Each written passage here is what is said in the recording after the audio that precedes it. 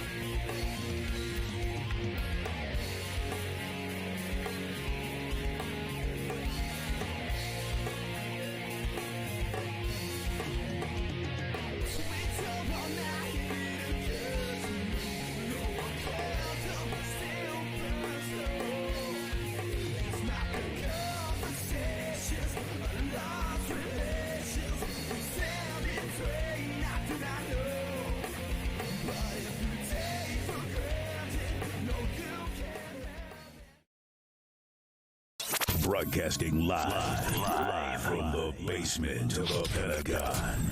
This is WTF Nation Radio.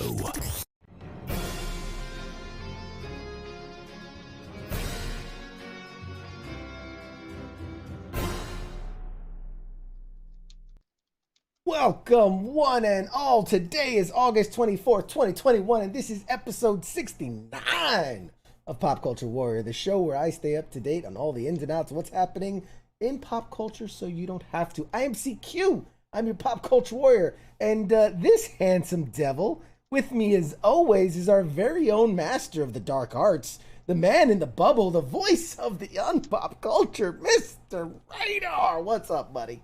What's up, guys? Who are you? It's Jesus Christ. Excuse me. It's Tuesday night. Oh, I'm so excited. So many things happening. How are you doing, buddy? Good. I'm good. How are you? How are you? How was your I'm in a great mood. How was your little vacay there? It was good.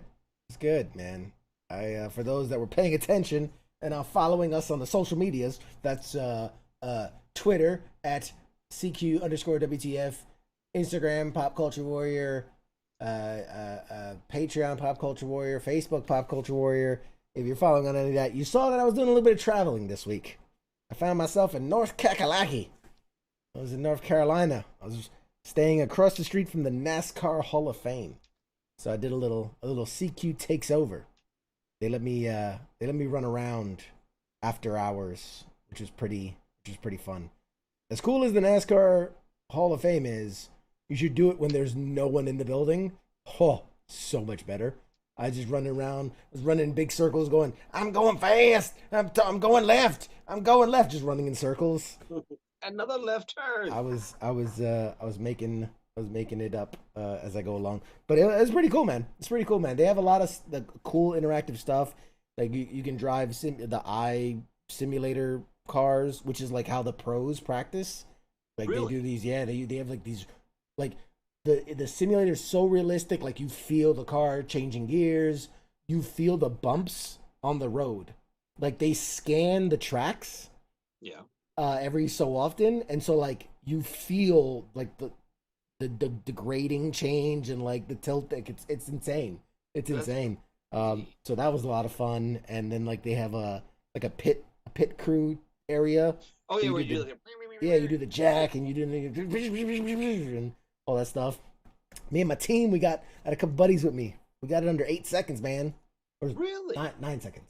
9 seconds. But I mean, it's a very, very simulated version of it. It's not exactly like you're doing the real thing, you know. I mean, I gotta be pretty close, right? Yeah, but it was pretty cool. All in all, Andy says they did a whole NASCAR race in those simulators. yeah, yeah. I think when last season when the COVID was crazy, they were doing a bunch of stuff in the simulators. I'm not a big NASCAR guy. I'll be honest. I don't follow. Like I know about it. I've been to a couple of events. I've driven a stock car in the Delaware Speedway. I got to drive, and the Pocono Speedway. I got to drive a stock car. But as far as like following it and really being involved in the sport, I'm not much for it. But it was cool, man. It's a lot of fun. I had to quit watching it when Dick Trickle retired. I was like, yeah, I get this anymore. You can't come back from a Dick Trickle. Can't come back from. Man. Anyway, but I mean, it's kind of one of those deals too. Like I don't know, NASCAR's fine, and when I was stationed in Texas, the Texas Motor Speedway is right not too far away, and we got to go. We went to a couple races there, and it's fun. It's more like I don't understand how we as a culture have made this okay, right? And a buddy of mine at work today, we're talking about it. He's talking about going to he's going to Boston and going to a Red Sox game, and he's like, yeah, I better save up some money. So I got some money for beers, and I was like, right. And then we're talking about like, yeah, we go to all these places, and it's totally fucking expensive beers. We hang out there and we call it fun. Like I can hang in my backyard where there's like a creek and shit, and like get cheap beer and have just as much fun. Fair enough. So it's but in all fairness, point. NASCAR races are fun. They are fun, and it's almost just get drunk and people watch. It's great. It's a good time. So real quick, let's say, hey, to everybody, lighten up the chats, man. We appreciate you guys for coming out. Heath, love you, Heath, man. You're always around. Jim, same to you. Who else we got? I see Billy, Josh, Bill, Mark. We got a lot of people. Steve. Who else? Scott. Y'all all chilling with us tonight, man. I appreciate you. God bless you for coming out. We got a lot of fun stuff to talk about. For those of you in 69 episodes who haven't seen our show, this is a pop culture show. We're going to talk movies. We're going to talk TV. We're going to talk gaming. We're going to talk any of that stuff. And you guys at home can contribute. If you got something to say, put it in the chats, man. We'll discuss it. If it pertains to the realm of pop culture, we'll talk about it. Have we decided what are we doing second hour? Are we gonna do the? Yeah, so we don't have a guest tonight. It's been a while since we haven't had a guest. We don't have a guest tonight, and this might be the last time we don't have a guest for quite a while. Also, oh hey, Tony, Pete, Mike, I see you guys too in the pop culture chats. Appreciate you. So in the second hour we don't have a guest, which, like I said, this will be like the last time we don't have a guest. I think until like November. I think we're like booked solid. For the second hour, it's gonna be up to you guys, the audience. We haven't decided, and I think we should do story time. I've heard conflicting. Somebody was supposed to put a post on the. I understand. Page. I understand, and I figured the most timely are gonna be when we cut to break in an hour. The people that are here, the people that are watching, let them vote. Let them decide. Hey, Elena, I hope that's how I pronounce it. First show. Welcome, Elena. First show. Thanks for checking us out. Oh, I think you'll enjoy it. If you like this stuff, I think you'll enjoy it. Everybody say hi to Elena. We got such a lovely group of people. We got chug a beer every lap and shots every 10 laps. Holy crap, Josh. I don't know. Trying to kill us? I don't know if Josh has ever been to a NASCAR event. But in order to Texas Motor Speedway was like 2.5 miles, right? And they do a 500 laps or 500 miles. Yeah. So you would need approximately $785,000 to buy that many beers and or shots at a NASCAR. I'm cool. I'm cool with it. Yeah, that's not fun. Mike says he was at a concert Sunday and beers were $18. Wow. You know what? I didn't even look at the price of the rally this year, but in years past, it has not been uncommon for $7 cans of beer at the rally. I didn't look this year. I didn't even go in the bars. I didn't. It was just too crazy down there. Well, so either way, enough of this because I want to dive. We have some good stuff to talk about. We have some big things. Good stuff to talk about tonight. Where do you want to start? All right, first up, let's talk movies. Okay. And and for those that are new, this is Marty, and if you don't ask why we named him Marty. It's just sad. Stop it. The audience named him. So, let's see. Where are we starting? I finally got to see Free Guy in theaters. My honest review is, and this is non-spoiler, if you didn't see it, I will not spoil anything. I will say the movie was funny. I mean, it's a Ryan Reynolds film. Taika Waititi is in it. For those that don't know, he's the guy that directed the Best Store movie. He was Korg, the rock monster, the funny rock monster. He was all those guys. It's a funny movie. It is a funny movie. If you like pop culture, you're going to see a ton of references, right? From video games, right? Like level ups and weapon swapping and all the craziness you see in most video games nowadays. It's a lot of fun. Is it a great movie? It's not. No. I always my threshold is if I saw a movie, if I paid to see a movie, would I pay to see it again? Right? That's my first threshold.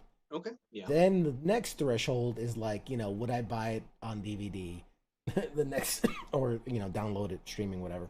And then the next threshold is like, would I see it if it was on streaming or if it was, on TV? Would I stop and watch it? So I don't regret seeing it in theaters. It was a lot of fun, kind of as a, one-off. I saw it. I did it.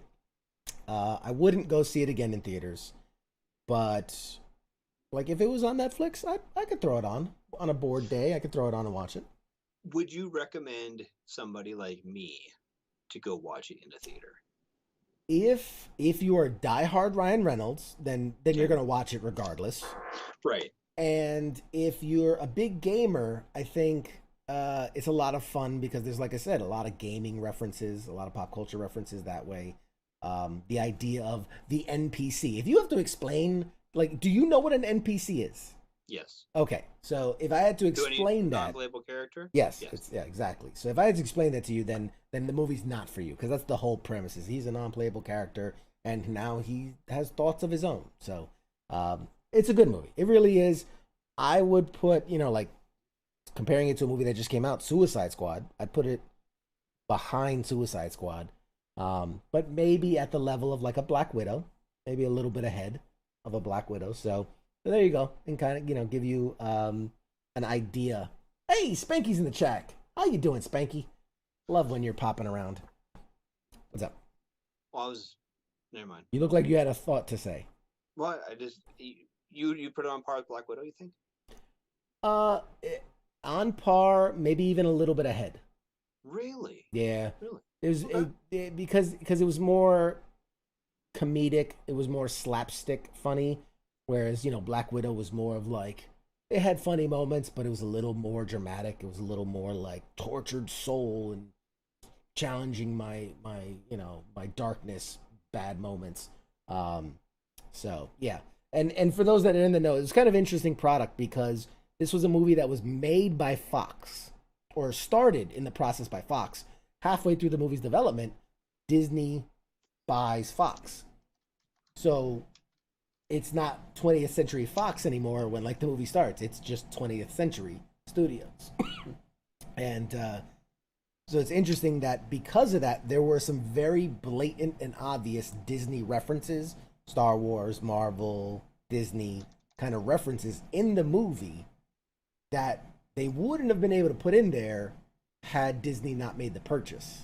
So it was interesting to see that in my mind, some of the the most impactful, like big, powerful moments had like Disney references in them. As Mike is saying in the chats, Disney is talking to Ryan Reynolds about a sequel already. So, that is true. So, yeah. What else? What else is next? This one. Oh God, I am so excited. It finally happened. Which one? The big one, finally happened. In case you missed it, last night, somewhere like 9 o'clock at night, very random, the trailer for Spider-Man No Way Home was released. Yes. And it is so glorious. We're gonna watch it. Let's watch it together, and then we're gonna talk about this because I am very excited. I was excited about the movie before. I am super excited now. So let's all watch Spider-Man No Way Home trailer. Oh my God. So God. Oh my God. What did you think, man? What do you think? I'm excited.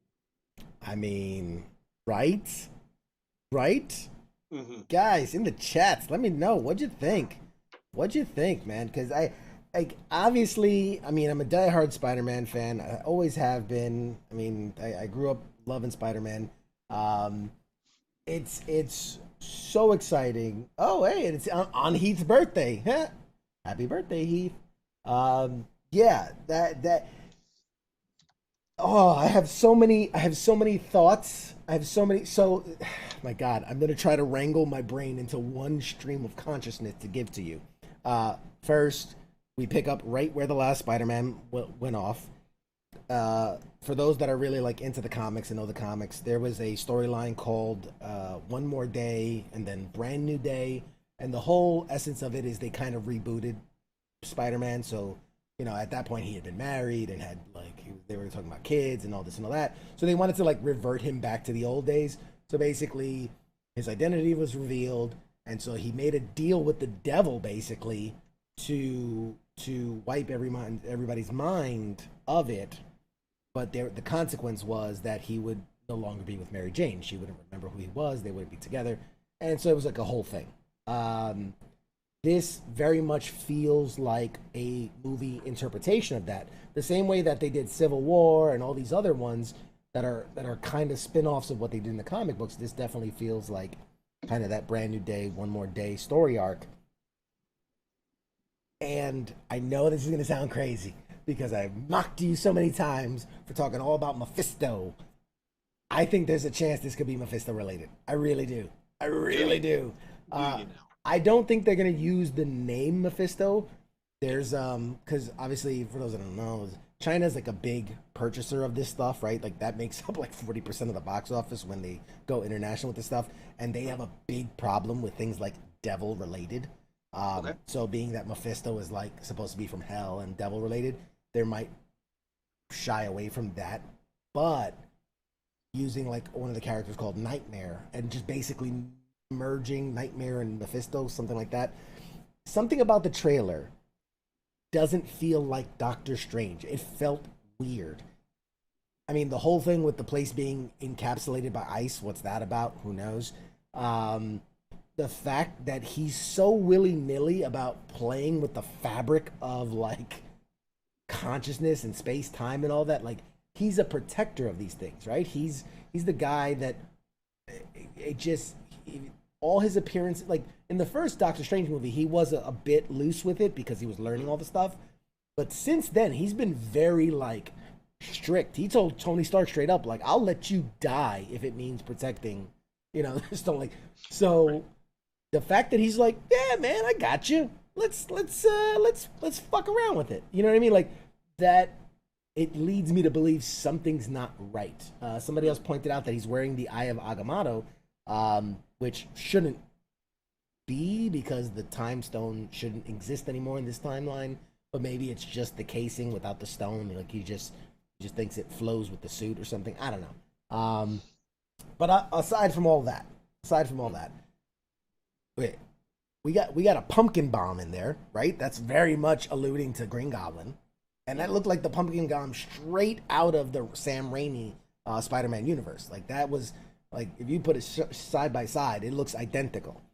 Then you had very clearly Doctor Octopus. Mm-hmm. There is speculation, like if you freeze frame and like lighten up, like people are saying they saw Sandman, Lizard, Venom. Like they're saying they saw them in the backgrounds. We saw the lightning strike. That's maybe Electro. So there's a lot.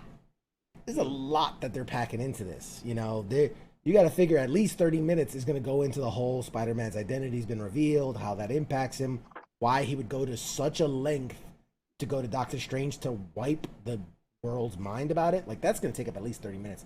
So then you've got a whole another hour and a half of just craziness going to happen. So I'm super pumped about this movie. I think it's so exciting, and I think that's obviously we know that it's going to go from here to the next Doctor Strange movie, the Multiverse of Madness. So I really don't think we're going to wrap this up in a nice, pretty bow. You know what I mean? Because otherwise, you think it's just gonna be like the precursor to the rest of it? You think? Possibly. I think we might wrap up the Spider-Man part of the story, but the whole multiverse being broken part of the story. I mean, well hold on a minute. Mm-hmm. Okay, we have the Loki stuff that's happening, right? Yep. And I'm curious now. This is where I'm getting kind of confused as to where we are in the timeline. Order, where according to the timeline, where things are falling in, mm-hmm. right? Because we kind of have with Loki and the whole He Who Remains, Kang the Conqueror story, that aspect of it breaking the timeline. Mm-hmm. Okay, now you've got Doctor Strange breaking the timeline. See, that's where I think in a way you had Wanda breaking the timeline. That's where I think the marketing's a little misleading. Here's how I see it. I could be wrong. Timestamp this, and we'll look back at it in 3 months. I think what we would know as of Spider-Man is from the Sacred Timeline, right? Okay. Yes, Loki broke the timeline into all these fractured pieces, and that's why we're getting what ifs and all this other stuff. Right. I think Spider-Man is still, as so much as we can identify, is still on that sacred timeline, not part of the splintered realities. And what happens is when Doctor Strange messes up, or maybe Doctor Strange, maybe somebody else messes up this spell, it links some of these fractured realities back to the sacred timeline. Like, you kind of see him do the spell, and it's moving around, and then it kind of blows out, and then it sucks back in. So, what a cool idea is if some of those splintered realities ended up getting pulled back into the main timeline. And so now that's why you have Sam Raimi Spider-Man, Andrew Garfield Spider-Man, and all their villains all existing in this main timeline. Because he accidentally pulled it together. Thought that was running through my mind when I originally started this. Yep. Okay. Now we have a very splintered main sacred timeline, right? With all these different branches and all these things. Yep. Is this something that the TVA would have pruned prior to Loki and Sylvie dissolving that, essentially? And then this is why it's allowed kind of to happen.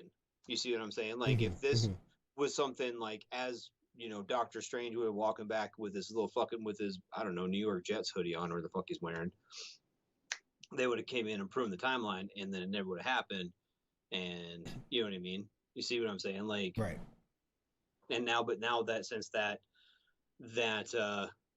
stopgap measure isn't there, now we have the opportunity, I guess, to have all these characters and everything come together. All these little branches of the timeline wouldn't have existed to come together. Yeah. And I guess that's kind of where, I mean, I didn't know. Yeah. Maybe, I mean, there's no, we don't know if that's right or wrong yet. We won't know for a little while. And that's why I'm just curious. I'm spinning where my mind is working as my mouth is moving. Like, if this is going to be part of the beginning of the Kang as the the Thanos level villain, and it's all Right. coming to this is the start of the storm, kind of. Yeah. I see. I like it. See, I think Heath, Scott, you guys are all on the ball. Heath says it might be leading to House of M. That's a very real possibility. We know mutants are coming eventually. So far, before mutants, we're expecting to see Fantastic Four. That's kind of. I thought the mutants were coming in WandaVision. You and your damn mutants. Scott says Loki broke the timeline, causing multiple timelines to develop, and I think Strange's impact causes them to merge and cross over. I agree.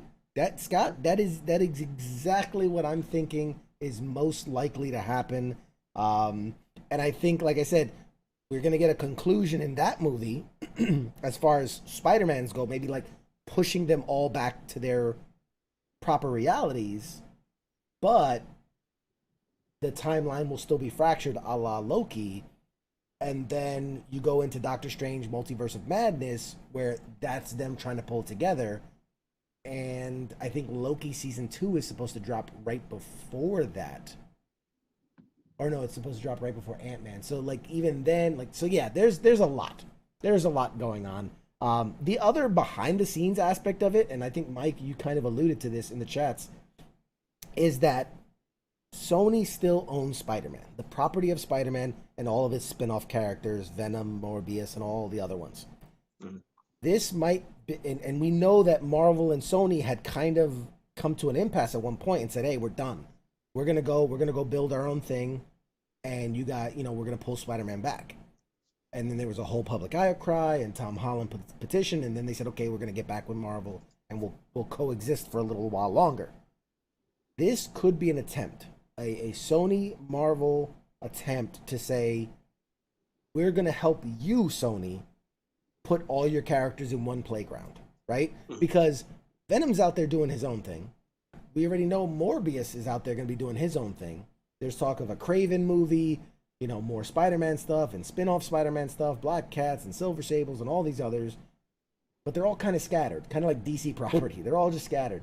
So this might be Marvel saying, hey, we have this idea where you can piggyback off of our broken timeline thing, pull all your little toys together in one place in this movie, and now you can have your own Spider-Man universe where everybody's connected, right? And still have it like maybe at the end of the Doc Strange one where they like push it off, and so like it's its own universe, but it's off on its own, and it like a visual representation of the separation between Disney and Sony.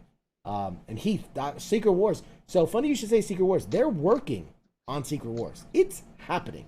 It's happening. We know Secret Invasion is a Disney Plus show that's coming, and that's going to have Sam Jackson, rumored to bring back Phil Coulson and all these others. So with Secret Invasion coming, Secret War is something that, and everybody that knows that the Russos did Endgame and Infinity War and Civil War, all like the best Marvel movies, was the Russo brothers. They said they're done. They're out. They're not doing any more. They did say the only thing they would come back to do is if Marvel did a Secret Wars movie. That's the only property. So you're telling me that Marvel's like, hey, these guys crush it every time they do it. We want them to do more. They don't want to do more, but they want to do Secret Wars. Everybody wants us to do Secret Wars. It's a win-win. That's going to happen. It might be next year. It might be 5 years from now. Secret Wars is definitely going to happen. Guarantee it. Promise. Stamp it. Done.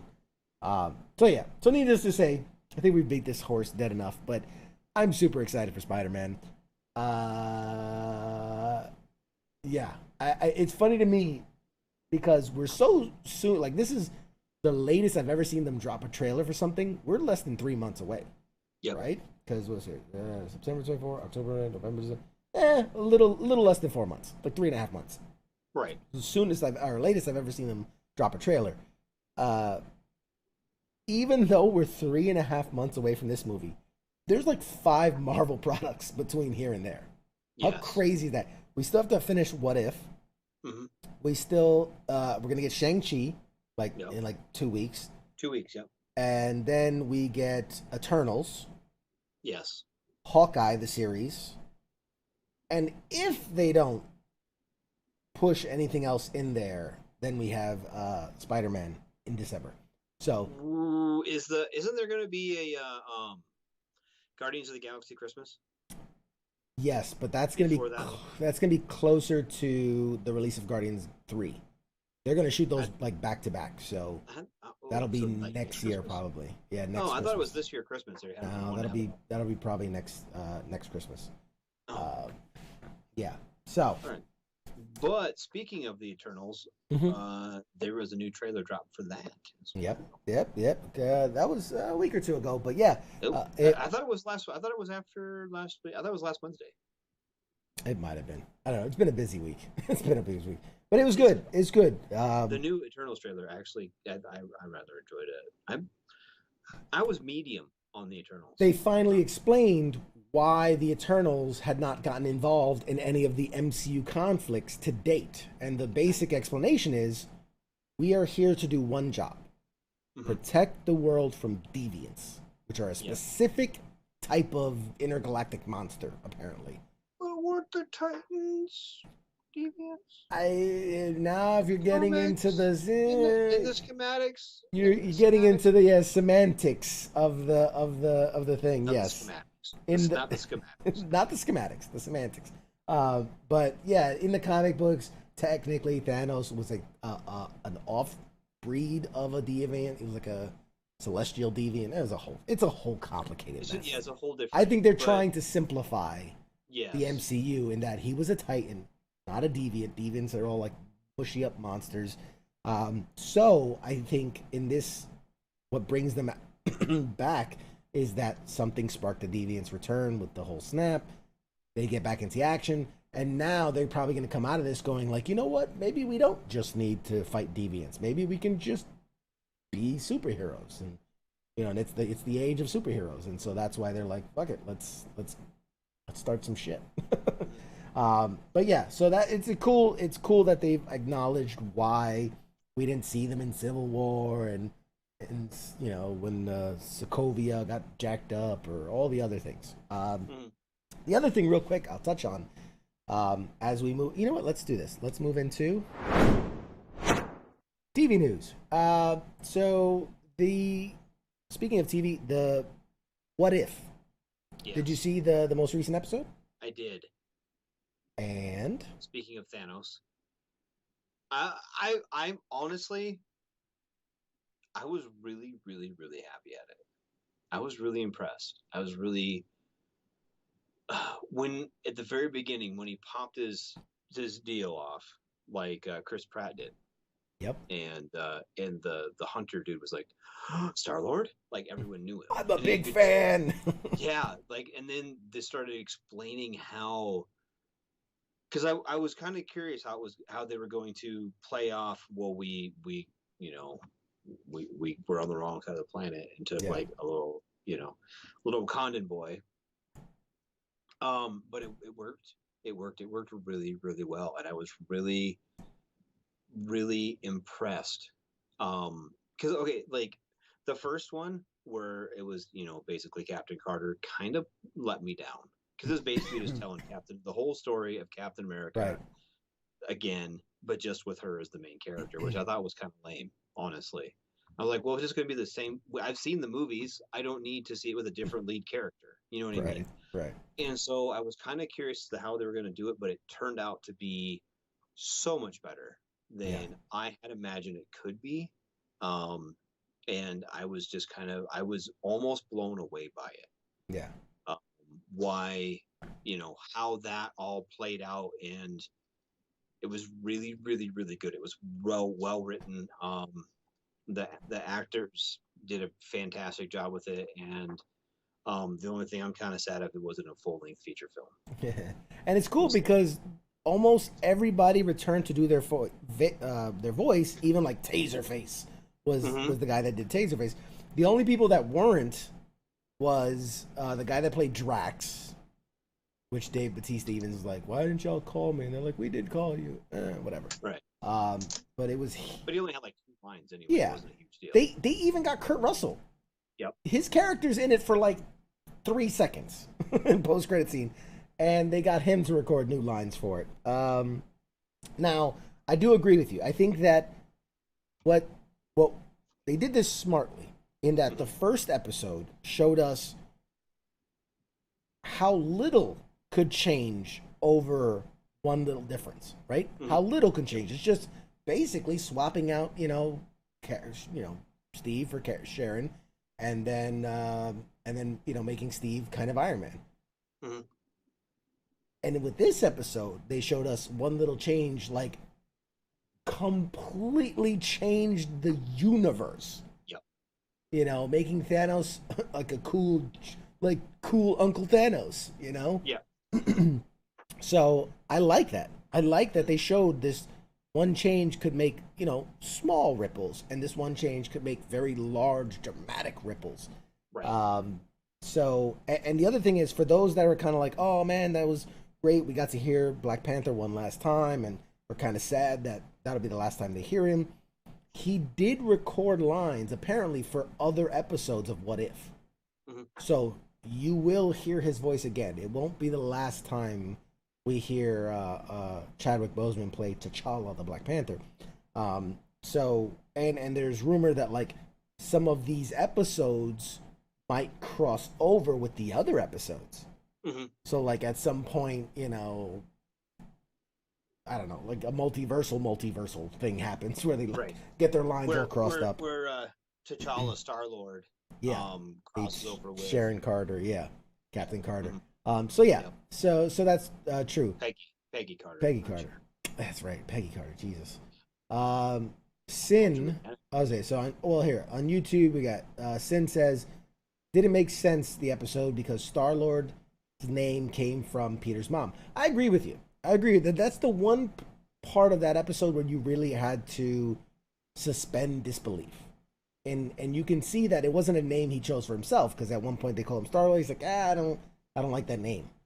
Yeah, you don't have to call me, or please don't, whatever. And it was an honorary title given to him for like being the Lord of the the nebulas. But you could see he was very uncomfortable with the title. So unlike Peter Quill, who was like, that's me. How dare you not know who I am? Kind of. Yeah. When he didn't know who he was, he just kind of gave himself that mantra. But yeah, it came out really good. Yeah. Really good. So what else we got? Hey Joe, I see you, bud. Yeah, we did have a good time in Charlotte, man. Let's keep that on the DL. We had a good time. That's all we got to say about that. The actual King Smith on YouTube says, CQ, have you watched a movie at a D-box seat? And would Eternals be a good one for that? The D-box for those, for those that don't know, some theaters have these things called D-boxes. They're basically like each chair has its own built-in like subwoofer and like rocking motion and things like that. So it's supposed to make the movie feel more alive, right? Like, if you're watching Godzilla and shit's breaking and it's like you're like shaking and all this shit. So that's it's supposed to be like a third dimension, of film watching.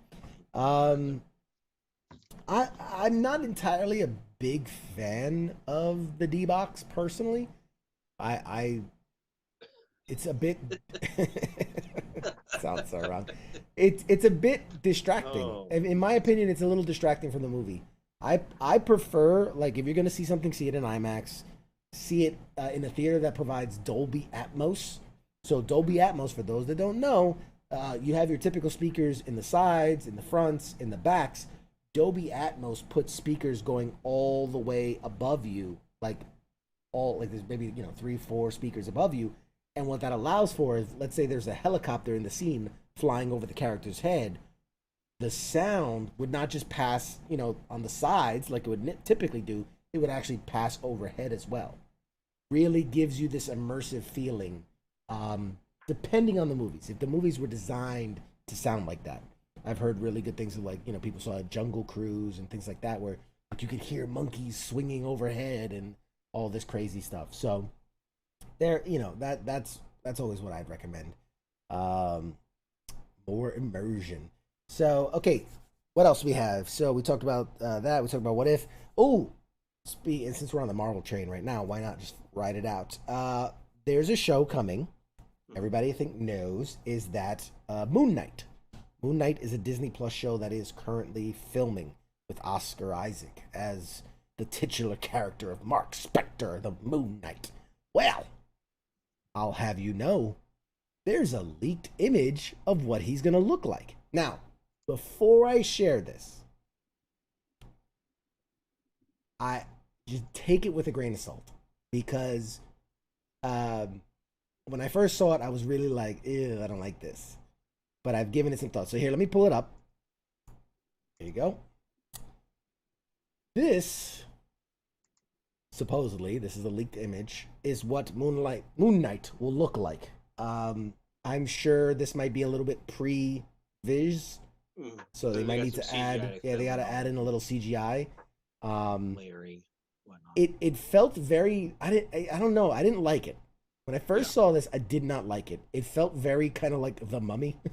Like, yes. He's just wrapped up in there. But it makes sense in the vein of, like, it's based off an Egyptian god and, like, the pharaohs, and it's supposed to come from those times.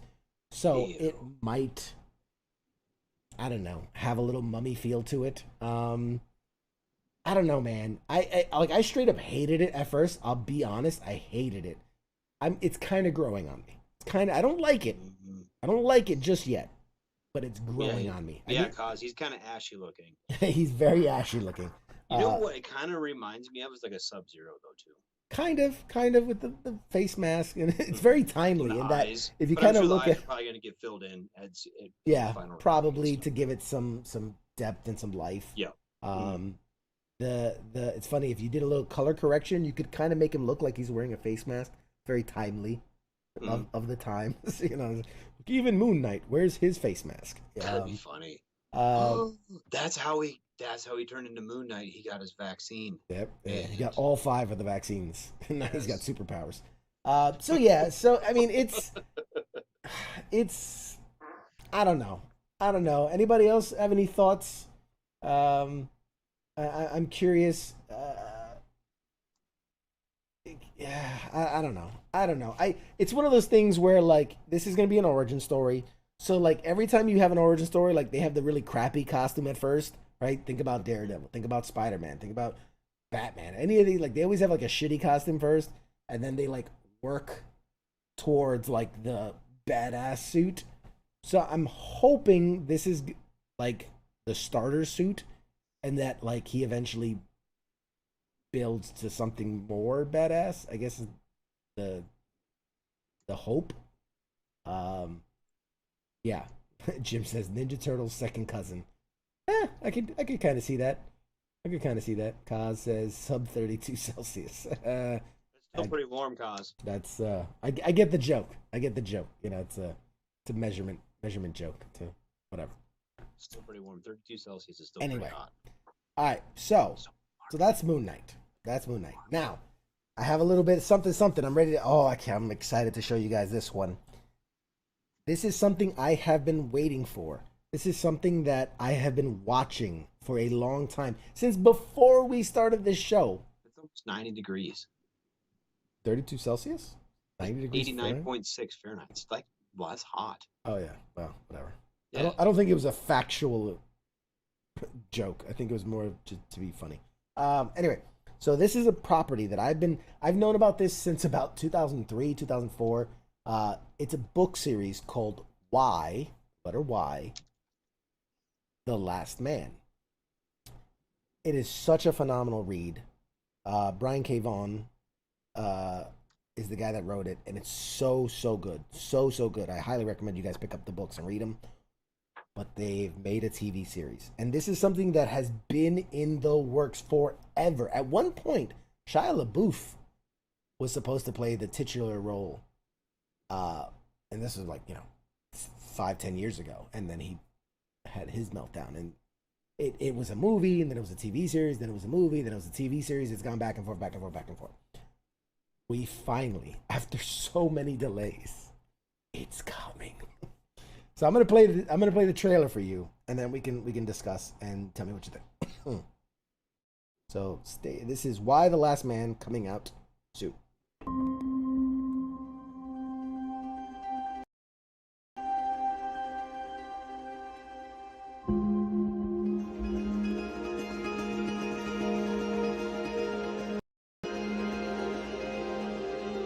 Mr. President.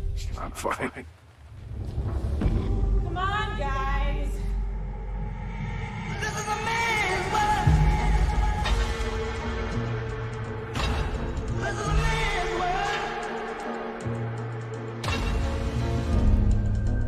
But it would be nothing without a woman or a girl.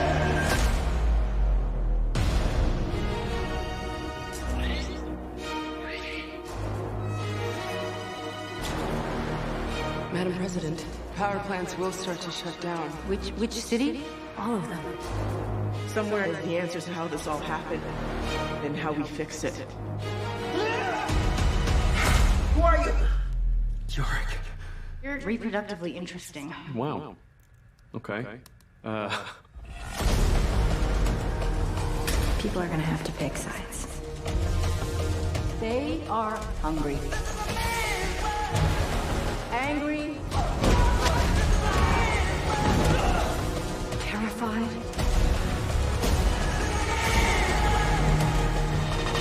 We will rebuild together.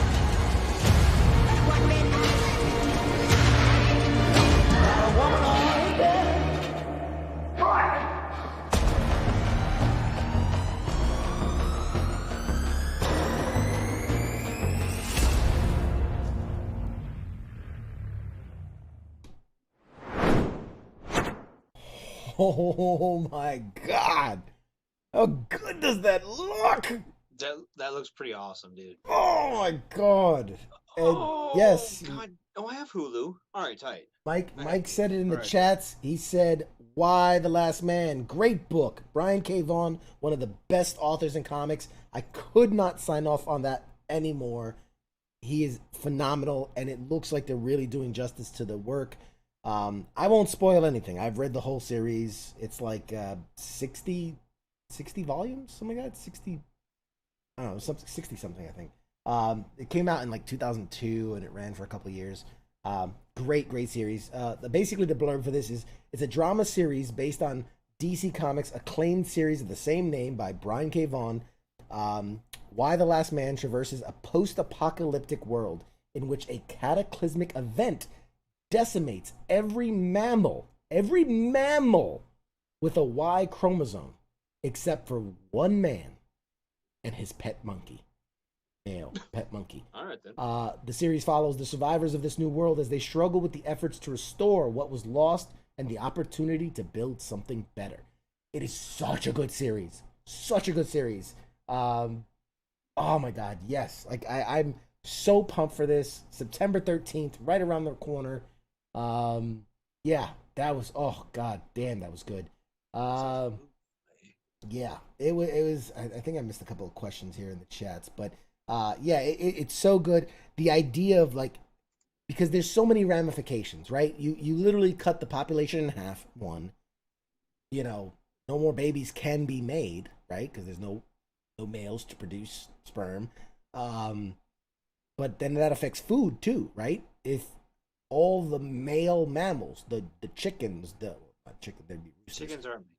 The roosters, the bulls. Chickens aren't mammals. Chickens are birds. They lay eggs and have feathers. I'm gonna have to fact check that. I feel like I promise you, a chicken is not a mammal, dude. yeah, because they lay eggs. Okay, the cows, the bulls. Listen, do I look like a fucking farmer to you? I do an internet pop culture show. I don't know animals. You've never bought a fucking dozen eggs before? I did. Like, They're not marked as non-mammal. They're marked as eggs. Anyway, moving on before I show how much more stupider I can you get. know where fucking chicken eggs come from? Listen. No, it's fine, dude. Anyway, That's fine. the point being, all mammal animals would so bulls would be gone, right? You can't inseminate cows without bulls. So it just all the it makes you think of like all the things that could happen. Obviously, in the show, they talked about like fucking nuclear power plants going nuclear because they don't got the people to staff them. You know what I mean? So like, there's just so many repercussions in so many ways, and the book series is incredible as far as like really pushing the boundaries of like what makes sense and what is going on and how this and how that. So yeah, it's really such a good show or such a good book, and I really hope that the show does it justice. The last thing I want to mention before we go to break in the TV news, and this is, I don't know how to feel about this one, so maybe you can help me figure out how I feel about it. We talked about, I think a couple weeks ago, they were doing a live action Powerpuff Girls. And it was supposed to be this kind of gritty, the girls are grown up and they're more Spice Girls than anything. I don't know. But it was supposed to have Chloe Bennett. It was supposed to have Dove Cameron and Yana Peralt. Well, we talked that the show got pulled, right? That they shot a pilot. Mm-hmm. Apparently, it did not go over well. At all. And they were told to go back to the drawing board, respin it, make it whatever, and then come back and we'll reshoot a pilot. Yes. Well, due to whatever timing, let's just say, Chloe Bennett, who was kind of, I think, the biggest draw for that show, right? She was the biggest star power of that lineup, had to pull out. She had to officially back out due to schedule conflicts. So Chloe Bennett will no longer be part of the Powerpuff Girls reboot. The other two women are still attached, and they're still planning to reshoot it later in the fall. Now, the reason I brought this up and why it could significantly be important, or it could be of particular significance, is that I happen to know that a certain Disney Plus show is starting production in the fall. And of all the Disney Plus productions, that would be the one that if her character of Sky, Daisy Johnson, whatever, were to come back, that would be the show that makes the most sense for her to come back into. So, there's a chance that she had to back out because she's filming stuff for Marvel or Disney Plus. So, that's all. That's all I'm going to say about that, because it's just speculative at this point. But I think it's a good chance. I really do think it's a good chance that could happen. What else? Thoughts? Any thoughts? Any thoughts? I don't know, dude. You were really vague with that, so I don't know how to help. I mean, I know a bunch of shit that you don't know, so something's filming, so she might be part of that. How do you think about it? I don't know, dude. Like, give me some info. I don't even know how to feel about it. The last thing. I don't feel sorry about it. Let's hope it's a good thing. The last thing I'll say before we go to break is, as some people saw on my social media, I posted that I had a little sit down with a little Simu Liu. Ooh, that sounds funny, but that's his name, and he is the star of the upcoming Shang-Chi, Legend of the Ten Rings. And we had a very brief, very short conversation, but enlightening nonetheless.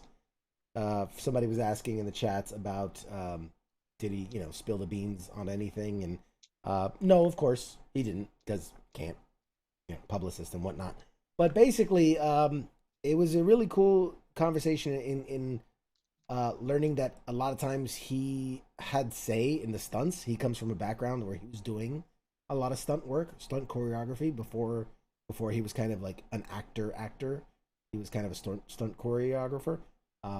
So learning that he got to really kind of, in the moment when they're doing the stunt choreography, he's like, wouldn't it make sense if I like, dip this or grab that or flip that way? So he got to really kind of participate in that, which is pretty cool. And just that, he really feels that this character is somebody that's going to resonate with a lot of people. And that I asked him the question, I said, in the MCU, who would win in a fight between him and Iron Fist? And I think it's pretty obvious that he was gonna defend himself and his character. But I was more curious about his reaction to the question. And he didn't hesitate. He was like, oh yeah, like that. Both those characters are rooted in, long history in the Marvel Universe. And, but he's like, yeah, Shang-Chi would win. Like, he was trained to be an assassin, was how he put it. Like, he was raised to be an assassin. Whereas, Iron Fist was kind of raised to be this protector, defender. He's like, Shang-Chi was raised as part of the Ten Rings. He was raised to be the world's most deadly assassin. So it was just interesting. He's like, yeah, I'd slap him around. He's like, I'd slap him around.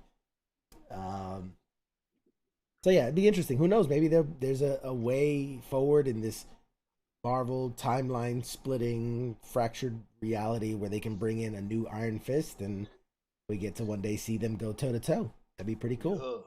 That'd be pretty cool. But all right, guys, we have reached the top of the hour.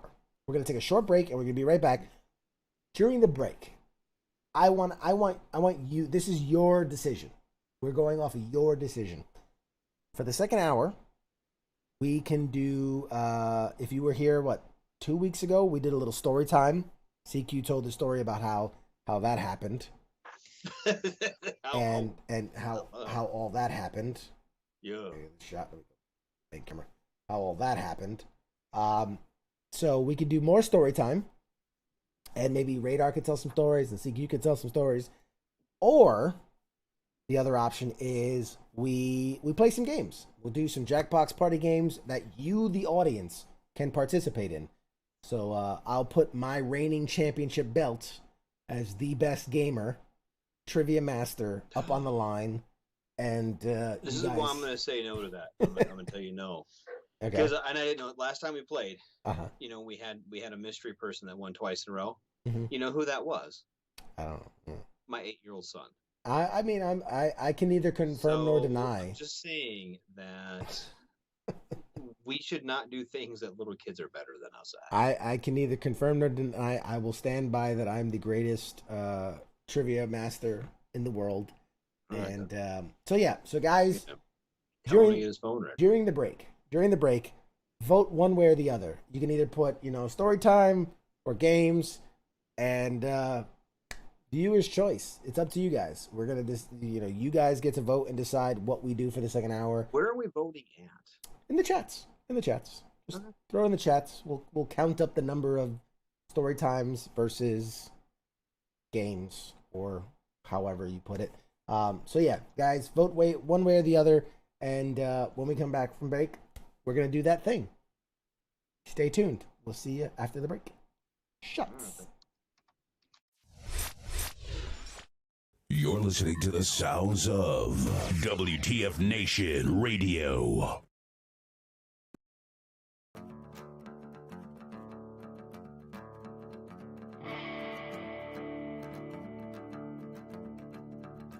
I stood there in that middle of church with a bottle of gin in my hand. I'm looking up at the rooftop like I'm trying to find my long lost friend. The voice of U.S. Army, WTF Moments. This is WTF Nation Radio.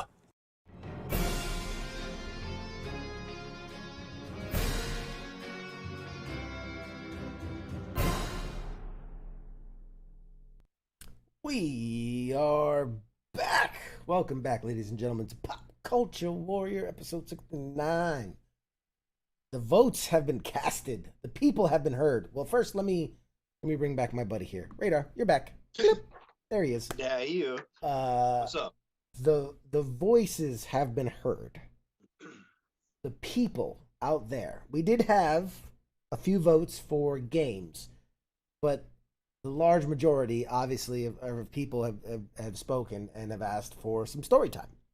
So I figured the last time I got to speak and I got to share my story of kind of how I ended up, I went to Iraq, how I went to Afghanistan, what happened, the mission that I got all shot up to hell on, and we kind of ended it there. So first, I think it'd be only fair for Radar to tell his story. And then, if we have time on the back end, I can kind of tell the back half of my injury story and kind of picking up from the day I got injured into kind of what happened after that, if the audience is so inclined. But ladies and gentlemen, let's give Radar the floor, and let's hear what Mr. Radar has to say. Oh, me. I thought you were gonna finish your story first. No, I think it's only fair to give you the floor first. And all right, well, whatever. While you're talking, I'm gonna do some visual editing here. So you go ahead and some tell visual your story. editing of my story. Well, no, I'm gonna try to blow you up, and not the image. No, not again. I don't need that to happen. Blow the image up. But go ahead, tell us what you got. I can't do any more time in the Warrior program. I'm pretty sure they're to give me my paperwork to get out. So okay, we're doing origin stories, right? Correct. Let's see. I was the kid. I was kind of like that nerdy kid who had like the Marine Corps posters in his room when he was like 7, 8.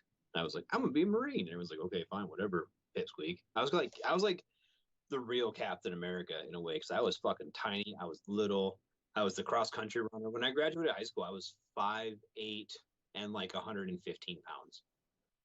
So, and I turned 18 actually at boot camp. I was at Marine Corps Crew Depot, San Diego when I turned 18. So to date me a little bit. And then I went in August of '98 is when I would join the Marine Corps, and did all my stuff. And I was a helicopter guy. I was a helicopter mechanic, / door gunner, all that stuff. I went to aircrew school, did all that fun things, and I flew around for a bit, doing some drug interdiction stuff, and we did all kinds of fun things. And 9/11 happened, and we left PT that morning, because that's what Marines do every morning, is go running, because that's we're narcissists, and come back from PT, and I was on the West Coast. I was at Miramar, and I don't know if you know much about aircraft or not, but they have white missiles, and then they have like an orange missile, and the orange missiles are for training, and the white missiles are live, and they're come out, and they got these carts behind all the tugs, and they're pulling out white AMRAAMs and Sidewinders to throw in these Hornets to go fly in. And we didn't know what the hell was going on, and walked in, and my section chief was like, hey, Radar, go grab your shit. You guys are flying today. I'm like, I'm not on schedule today. He's like, get your shit. Let's go. So, all right then. So we hopped in the air, and we flew back and forth between LA and San Diego, basically making sure there wasn't any attacks on the ports. And got done, and then we went and got drunk for 3 days, because we weren't mission essential personnel. And then that parlayed into this whole Afghanistan thing, and I don't know if you see any of that on the news or anything. So then I did that. Came home, and whoa, it got really big. That's like you can see my whole bunker. There we go. Anyway, came back, and got stop loss for a little bit because of the whole we went to this little country. We had this like invasion in 2003, and that's when I was scheduled to get out. Ended up getting out a little bit late because we got stop lost. And my MOS was kind of top heavy. There was a bunch of, gunnery sergeants, master sergeants, E7s, E8s in my MOS. So I was pretty much stuck as a corporal, as E4 in the Army, or the Marine Corps. And that's a big deal. Being a corporal in the Marine Corps is a whole lot different situation than being a specialist in the Army, which we'll get to in a minute. So I was being kind of short-sighted, and well, the whole getting shot at thing got really old really quick, and I was like, fuck all this. And I got out, and when I got out, my grandfather was living in South Dakota. He was like, not doing too hot and everything. So I came up here, and then hung out for a little bit, got married, did that. And then I was like, I kind of miss it. I'm going to go back in. So I went down to the mall where the recruiters' offices used to be. And I said, all right, I want my job back. And they're like, no, we don't do that. And I was on the CH-46, which is back here. Here.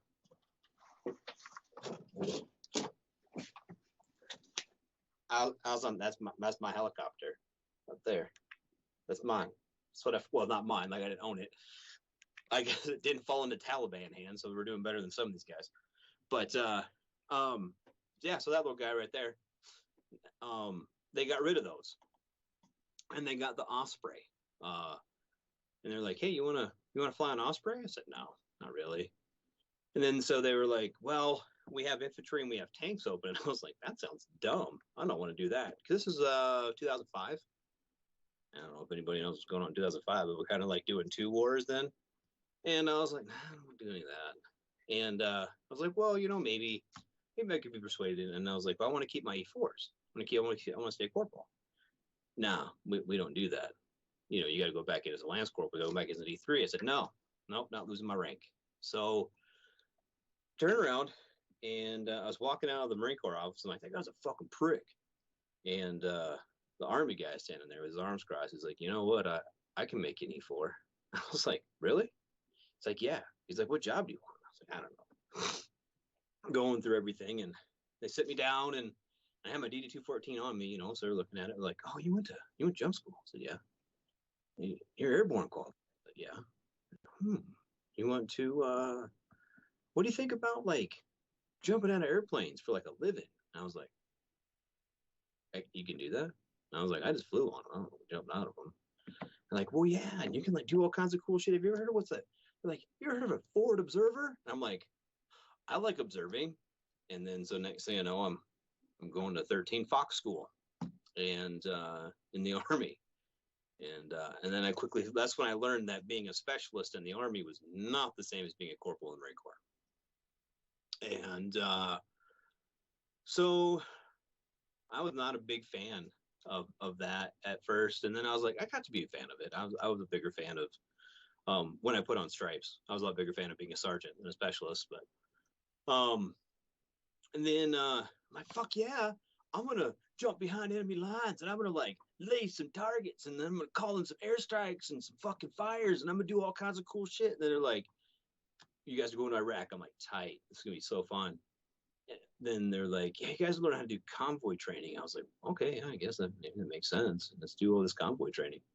And then we get to Iraq, and we are sitting there guarding convoys, going from Tallil Air Base north.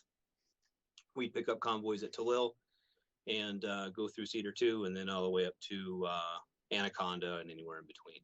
And yeah, Jim Handy, it sounds really cool until you get there. Not cool at all. Anyway, so there it was, driving down the road, and then I don't know, I was in an ASV. I don't know if anyone knows what an 1117 is. But I guess they've been on the news. The Afghans got a bunch of them they gave to the Taliban. And so yeah, I got blowed up, and I didn't get cool like missing fingers. Let's look, it's 10, but messed up my knee real bad. Kind of got burned up a little bit, messed my head a little bit, and my back because I had to jump out top of it because I'm dumb. But anyway, so yeah, did that, and then I spent a couple years in the Wounded Warrior program. Getting fixed up. I had a bunch of knee surgeries and got cut into a few times, and then they were like, "All right, well, thanks, Art. We'll talk to you later. Bye. See ya. Here's some money." And I was like, "What?" And then I was like, "Well, can I stay in?" They're like, "Nah." I was like, "So if I got my leg cut off and it was graphite with a cool springy thing on the bottom, I could be like a recruiter, right?" They're like, well, "I guess." I was like, "So why can't I now?" But they won't let you do that apparently. So What year was that? The radio thing. What's that? What year was that? Was 2008 when I got hit, and I got out in 12. So, you got to go to Fort Gordon, Georgia. That's where they sent me for a while. That was fun. And then I got sent to the home base stuff, the CBWTU they called it, the Community-Based Warrior Transition Unit. Got to do that. Hang out at home. Went to college for a little bit. The Army paid for it. That was cool. I didn't get a degree though, because that would have been finishing things. And as most women can tell you, I'm not good at finishing other things. So yeah, we did that. It was fun. So I got 3 years of college. The Army paid for. No degree. Very nice. Very nice. Well, yeah. Well, yeah, let's see what there. Lost a couple wives. That's about it. And that was very much the Reader's Digest version of it. If you want more, the book will be out at the end of December. And I'm just kidding. We got to work on your storytelling skills, man. What do you mean by my storytelling skills? You told me to abbreviate it. First of all, I said tell your story. I never said abbreviate it ever. I finished my whole story in like 15 minutes. I've covered almost 16 years in 15 minutes. You're a better man than me. I run at the mouth apparently. Well, I only had one cool picture and I didn't even scan it in. Look at this picture. Okay. Yeah, it's a Chinook. That's what we call them. No, it's not a Chinook. It's different than a Chinook. It's not a Chinook. It's a Sea Knight. It's not a Chinook. It's a Sea Knight. They're actually drastically different helicopters. They're very different. My infantry eyes say that's a Chinook. No, they're not even like made by the same company. I couldn't tell you the difference. Oh, I can tell you all kinds of differences. One, the whole airframe is different. It's long and cylindrical, where the Chinook is kind of short and fat and squatty, and the stanchions go all the way alongside the aircraft.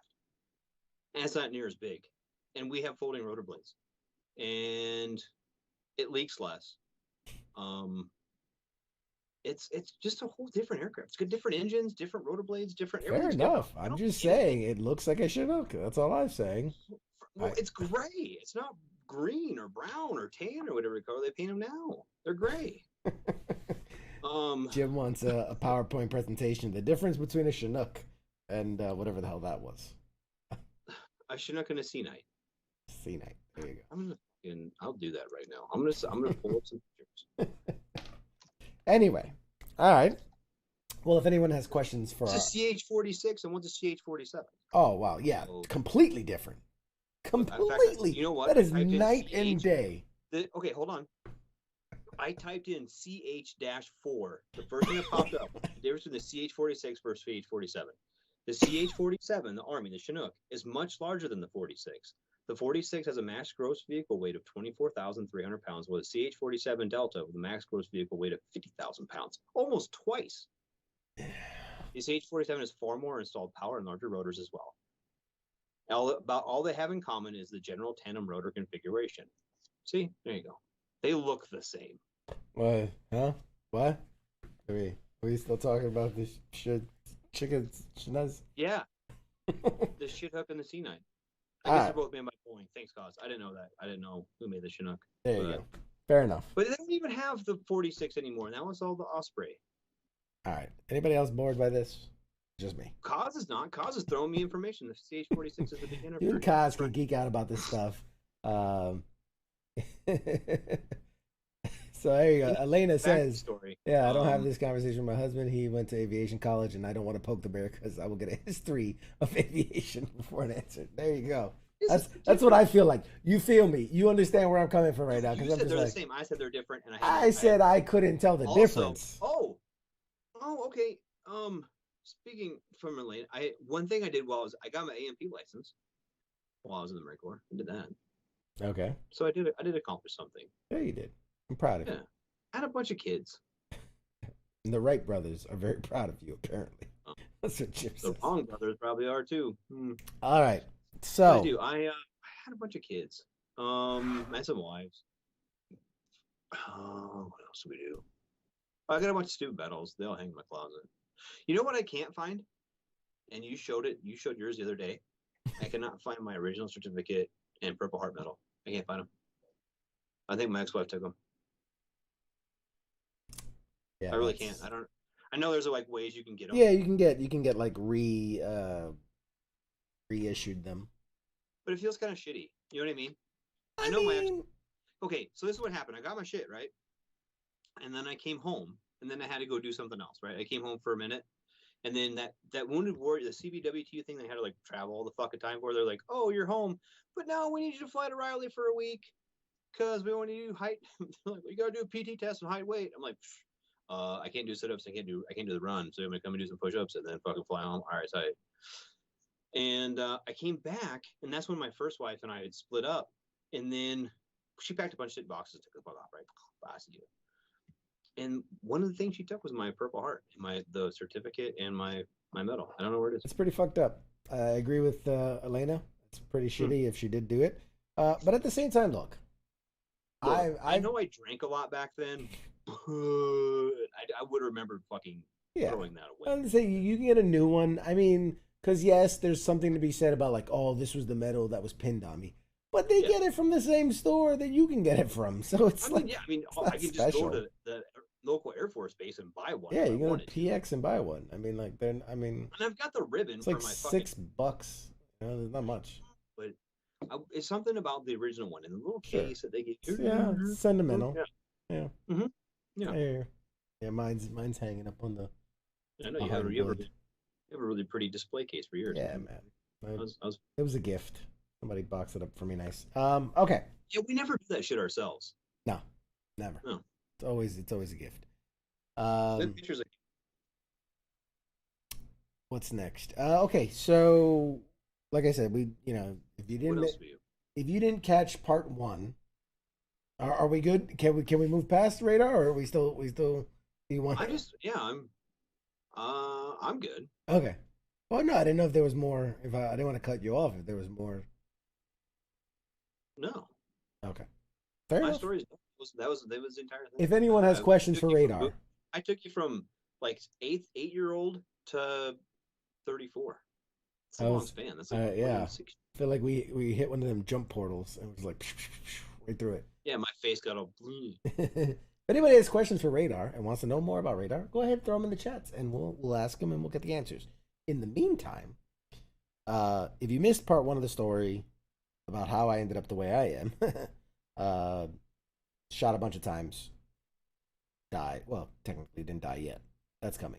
But shot up a bunch of times in Afghanistan, and we ended the story where I got pulled out and was on the way back to the main base. So this is August 9th, 2005. And I was shot 5 times, and they got me out of there pretty quick.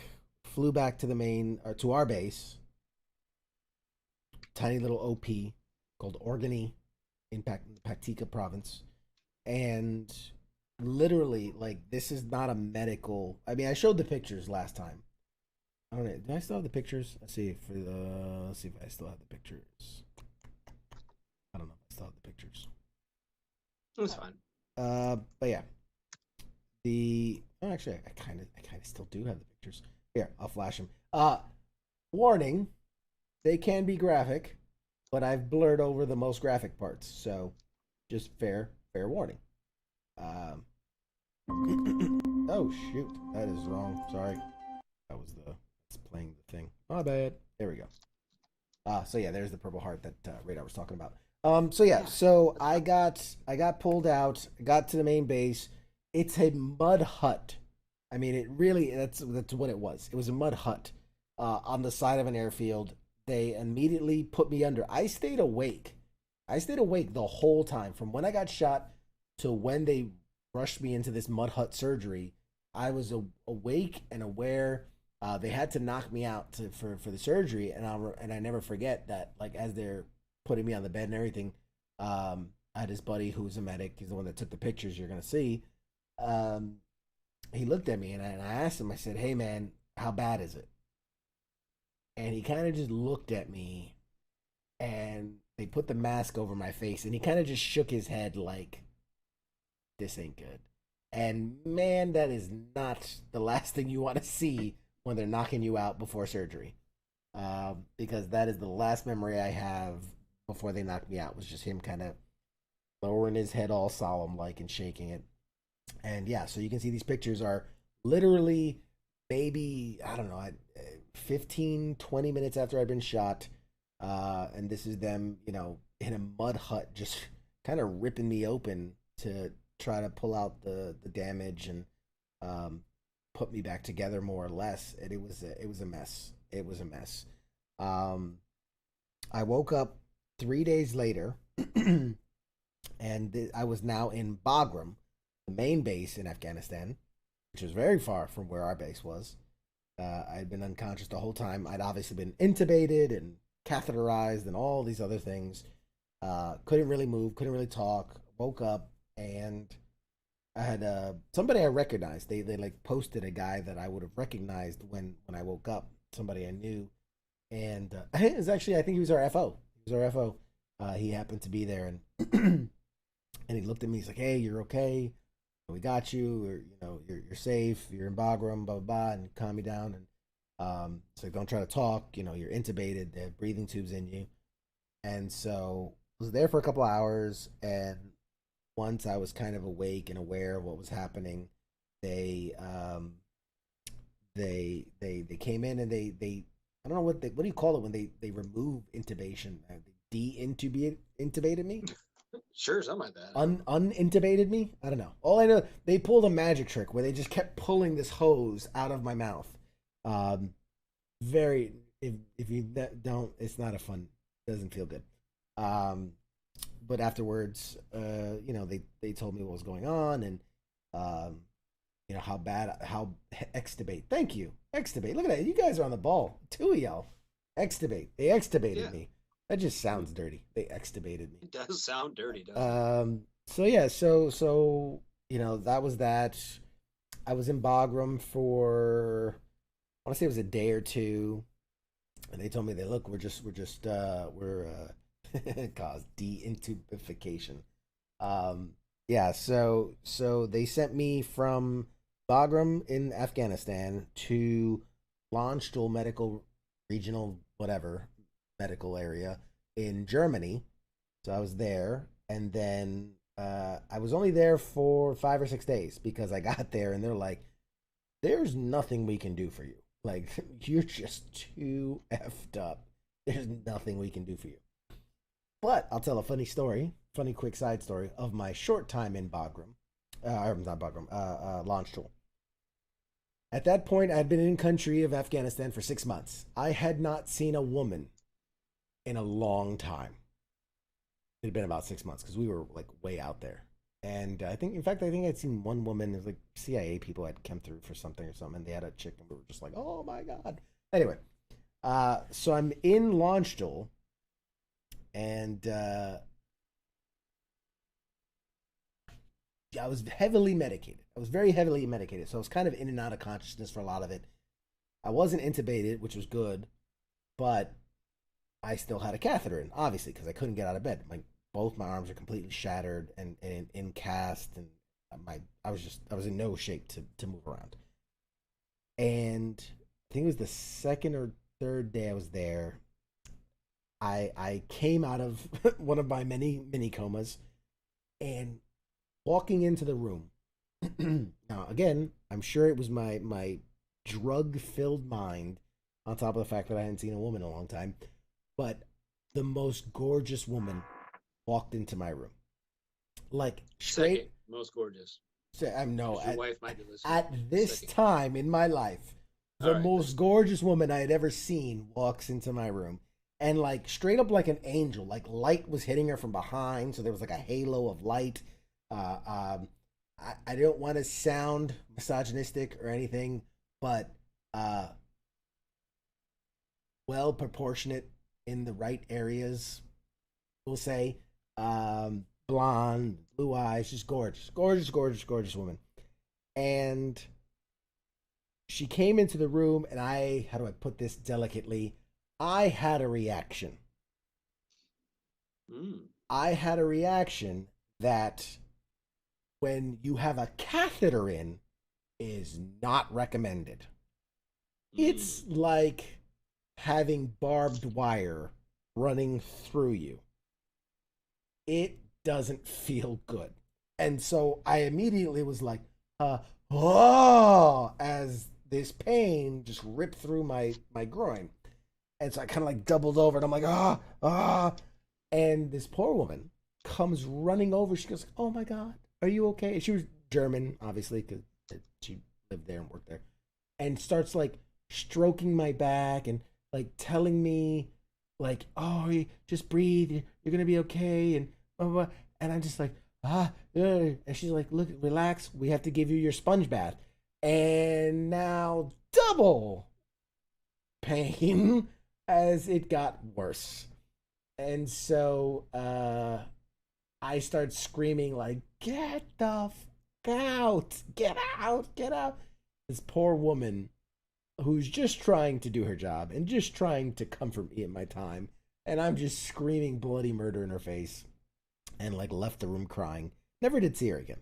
Never did see her again. I don't know. I wish her well, but it hurt.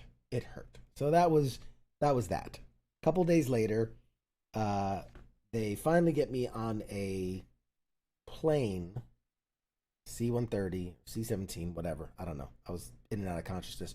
They get me on one of those big military birds going back stateside. Now, here's where things kind of take a turn. You have to understand that nothing had been done for me kind of medically at that point. Like, they had removed as much shrapnel and bullet and broken bone as they could. But otherwise, they just kind of encapsulated me in a body cast. But nothing had been fixed. It was too far damaged for Afghanistan, too far damaged for Germany. So they just kind of body casted me. So if you can imagine, I have a lot of pulverized bone in both arms, shoulders, hands. I like to think that my body was kind of like a snow globe. And like when you shake the snow globe, right, all those little flecks were like bone.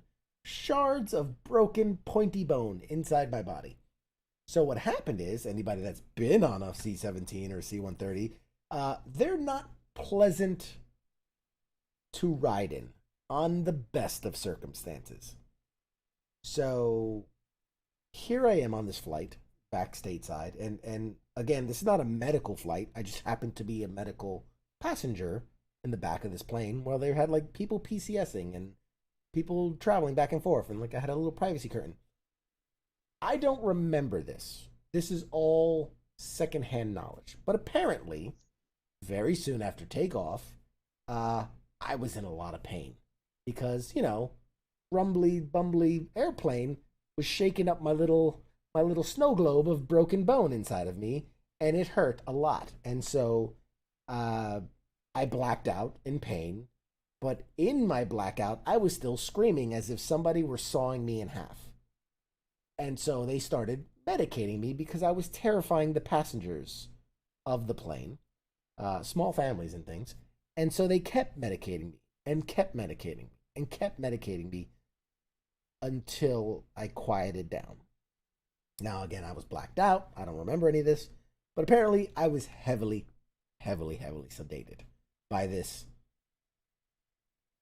I don't know, what you call them, air crew, medical crew. Was it like, did you have like an actual like flight surgeon or something with you, or did you just have like? I think it was just crew? some guy, like some. You just had like the crew chief in the back, like, here's some meds, buddy. Yeah. Here's some more morphine, son. Yeah. Because when you hear the rest of the story, you have to assume they were not medical professionals. So, all right. The entire flight, every time I'd kind of like come out of the haze, they'd hit me again to keep me docile for the very long flight back stateside. So I I do remember at some point coming to consciousness, being removed from the plane. Like we had landed in DC, they were moving me to this kind of paddy wagon of a ambulance van thing. And I remember clearly because when I woke up, I went, "Huh, this is the first time I don't feel pain. Like this is the first time I don't feel anything." Because even with all the medicine they'd been giving me, I was still in pain. Um, but I was like, "Oh, this is great. I'm past the pain phase." Like I was all drugged out of my brain. So come to find out that the flight people did not properly take notes or pass on the notes to the ground crew about how much I'd been given. Because typically, when you'd been given the amount that I'd been given, you would be weaned off of that, not cut off cold turkey. So what happened was I was cut off cold turkey because they asked me, "Hey, how you doing?" And I'm like, "I feel great." So they're like, "Cool, let's go to the hospital." And so we were on our way to Walter Reed Hospital in Washington, D.C. And it was about 3 in the morning because that's when the flights come in, of course. And I remember it was super creepy because like at nighttime, all the lights are turned off at a hospital, the main lights and things. So it was like you're being wheeled. It's like being wheeled into a morgue. It was really weird. But they take me straight to ICU. Good thing they did and that's standard procedure for new incoming patients. But it's a good thing they did because when I got to ICU, they sat me up and I was talking to the like incoming nurse lady, and she was asking me, "Oh, your name," and blah blah. She goes, "Hey, do you know what date it is?" And I said, "Oh, it's September. I think it was at that point September 3rd or something like that." She goes, "Oh wow, man, you're so aware. You're so with it." I'm like, "Actually, there's a big board behind you that says today's date is September 3rd. Just reading it." She goes, "Oh yeah, we should fix that." And at that moment, lights went out, and I died. My heart stopped. I died.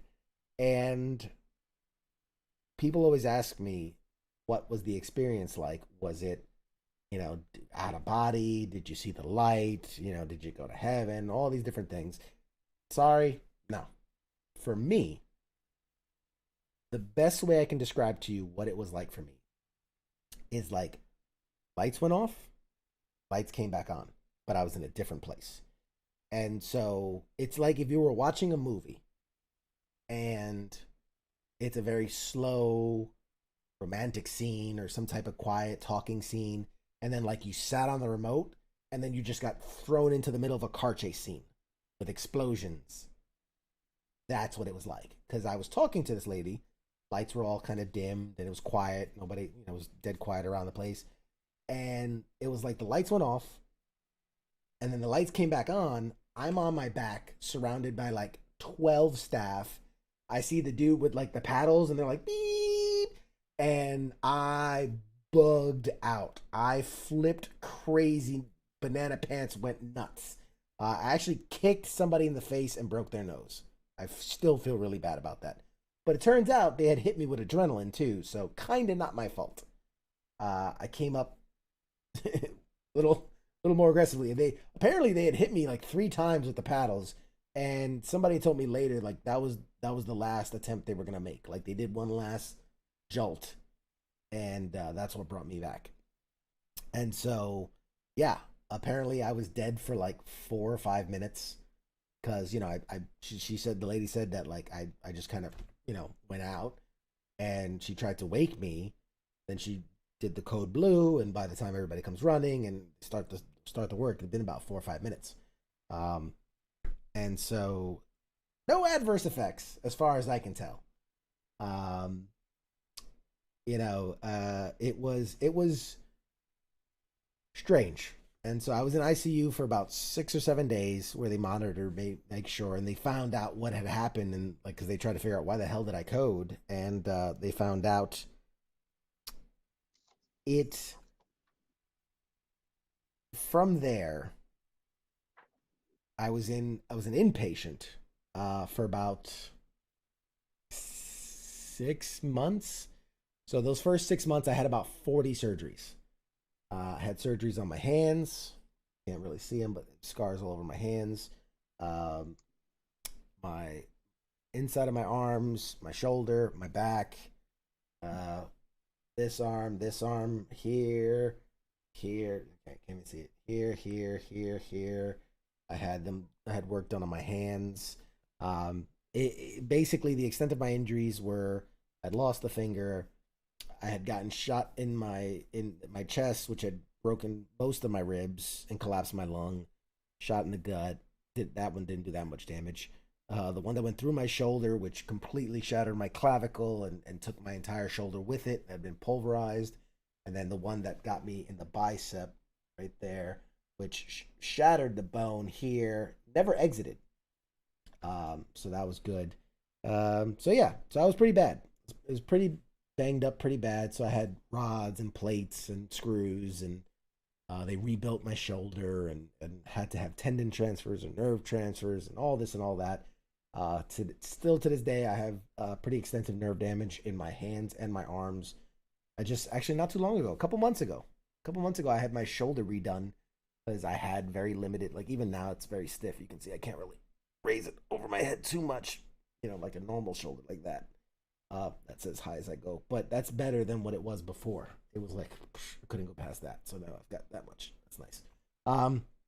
So the first 6 months I had about 40 something surgeries. I actually died again somewhere in like the 10th surgery, 12th surgery, somewhere in there. They were getting nervous because I was on such high amounts of morphine and all these things because I was in so much pain, and wheeling me in and out of surgery. And so they were monitoring it, and then one day I was under for, I think it was my shoulder or my bicep or something like that, and my heart stopped. My heart stopped while I was under. And so that's like another fun one. When you wake up from surgery, like, hey, how you feeling? And I'm like, yeah, I feel fine. Like, oh man, you gave us a scare. I'm like, what? Yeah, you died. I'm like, what? Like, yeah, man, your heart stopped while we were working on you. I'm like, don't tell me. I'm alive. We don't need to talk about how I died. And so I died again. That one I don't remember because I was already under for surgery. And and at about 6 months in, I say I was an inpatient. I should have been an inpatient longer, but anybody that remembers that time, 2005 to 2007, there was a massive influx of guys coming back, really messed up. Yeah, they were really busy. So within 6 months, I was ambulatory. I could get up and walk around, and they're like, "That's good enough." So there was a hotel next door where they would stash the people that were good enough to walk. So like I was still coming in and out of the hospital every day for physical therapy, occupational therapy, other surgeries.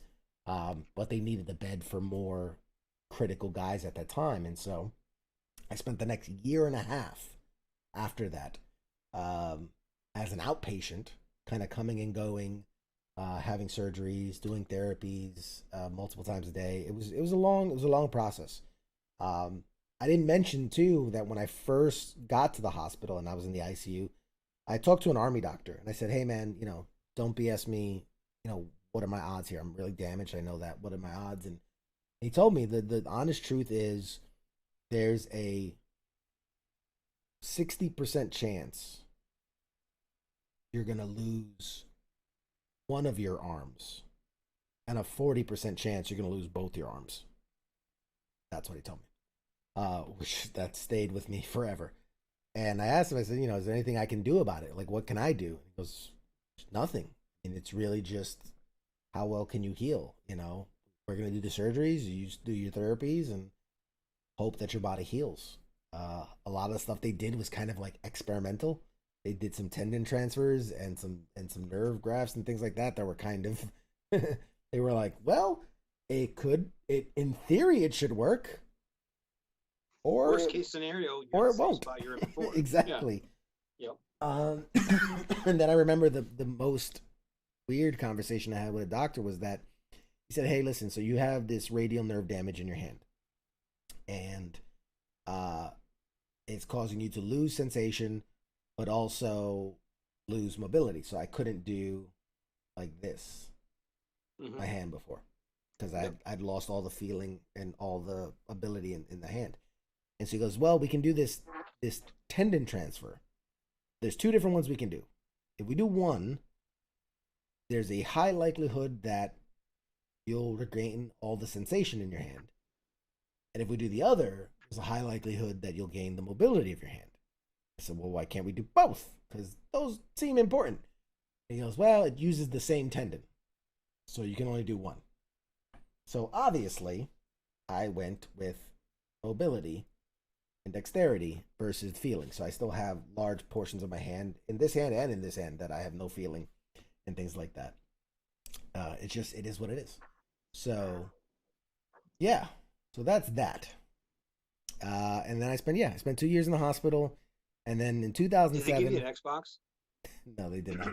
They did not give me an Xbox. You got fucked. I know, right? You would think. My roommate at Fort Gordon, he got hit by an RPG, and he was gunning, right? So he had his hands up on the 50, right? And that RPG came and hit the gun mount, and so his body armor stopped, all the fragments from the RPG, but the inside of his arms were all fucked, right? And his hands and everything were fucked up, were pretty fucked up. So when I was at Fort Gordon, he had to do like the dexterity thing, and he had like these Michael Jackson gloves, we call them, with rubber bands on them. Yeah, I'm sure you probably had those. Yeah. And but his duty station was his barracks room, and he was to play Xbox 8 hours a day. That was his fucking duty. Yeah. That's the duty they put him on. Said unless he was at fucking appointments and whatnot, physical therapy or whatever else, occupational therapy and all the fucking therapies you have to do, because the motion that it takes to play Xbox was getting his dexterity back in his fingers. Yep. So the army bought him an Xbox. Anytime he wanted a game, he just would be like, I need a new game, and like would talk to his occupational therapist, and he had a big ass deck. This is back 360 Xbox 360 days. Yeah. But well, it's so funny you should mention that, because so this was 2006, and I'm in the hospital, and I was going to physical therapy and occupational therapy, which one of the ones that stands out in my head is this thing called a Fluido machine. Imagine a human-sized pencil sharpener, and then they tell you to stick your arm in it. Like, there's like this big gray box with a hole, and you just stick your arm in it, and basically it blows hot sand around, and it's supposed to stimulate and desensitize a lot of the pins and needles you get, whatever. Crazy. Anyway, but because I was one of the rare people that kind of had hand and nerve damage, most guys were getting blown up, losing legs, arms, things like that. I was one of the very few that had like bullet damage that caused nerve damage and things. But as I was sitting there, and they had all these things you can do to like practice your mobility and stuff, I literally told them, I was like, well, I like playing video games. I want to play video games. And back then my hands were real bad, could barely move them. So that wasn't going to happen. And so they did buy a system that was like in a shared occupational room. And once they saw how many guys were like using it, they started buying more, which is great. But I was saying how like, oh man, I wish I could game. I couldn't game anymore. So this is right around the time like Rock Band was getting kind of big. Yeah. And so I had them buy a Rock Band set. And at the very least, I was able to grasp onto the drumsticks and kind of just hammer away at it. And it was still a really good way to keep me moving and keep me, moving around. And then little by little, I started playing with the guitar. It was very hard because obviously my hands were all like clawed up. But little by little, I got back into it. And yeah, I really believe in game therapy. Like, absolutely. Years later, seeing what it did for those, because there's a couple different guys with the same kind of issues. And I remember the first night I fucking got there, dude. I got there kind of late at night, and I'm sitting there, and I got my shit right. And I guess I don't know what they did for you, but they had like a fucking bag of just, oh, here's some white underwear, and here's some, oh, fucking great, thanks, buddy. Thanks for these fucking whitey tighties and green socks. But and I'm sitting there kind of getting my room, and dude comes over and he knocks on my door, and I open it up, and he's like, can you open my beer for me? I was like, sure, I guess. And then I looked, and like I opened his beer for him, I handed it to him, and he grabs it like this, and he's trying to drink beer. He's like, yeah, this is what I do. I'm like, tight. you have the best job in the world. You sit around, and drink beer, and play Xbox all day. It's all right.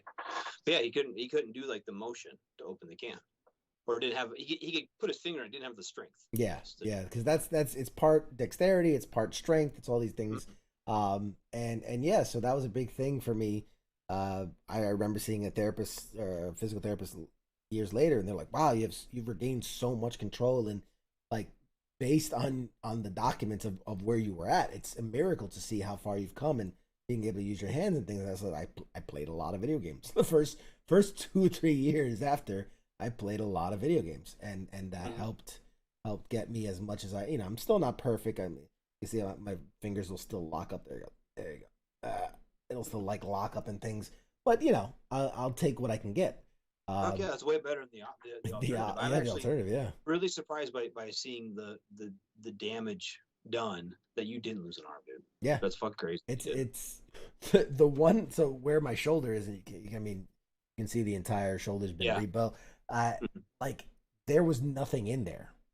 It was like a thread of tissue kind of holding the whole thing together. They're like, any more damage, and there was nothing to save. The same done here. Can't really see that tattooed over it, but the scar comes all the way down and through, and right in this area where you're I don't know, bones. This big bone meets this little bone, smaller bone.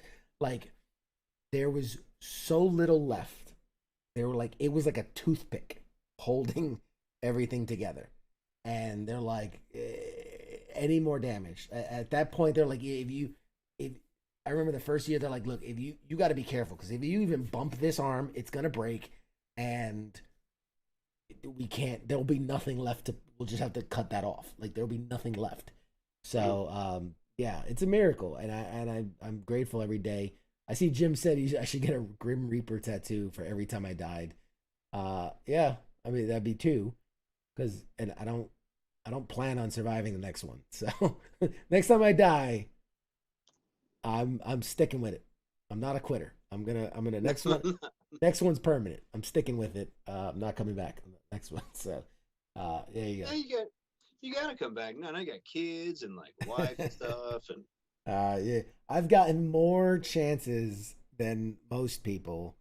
I plan on sticking with it the next time.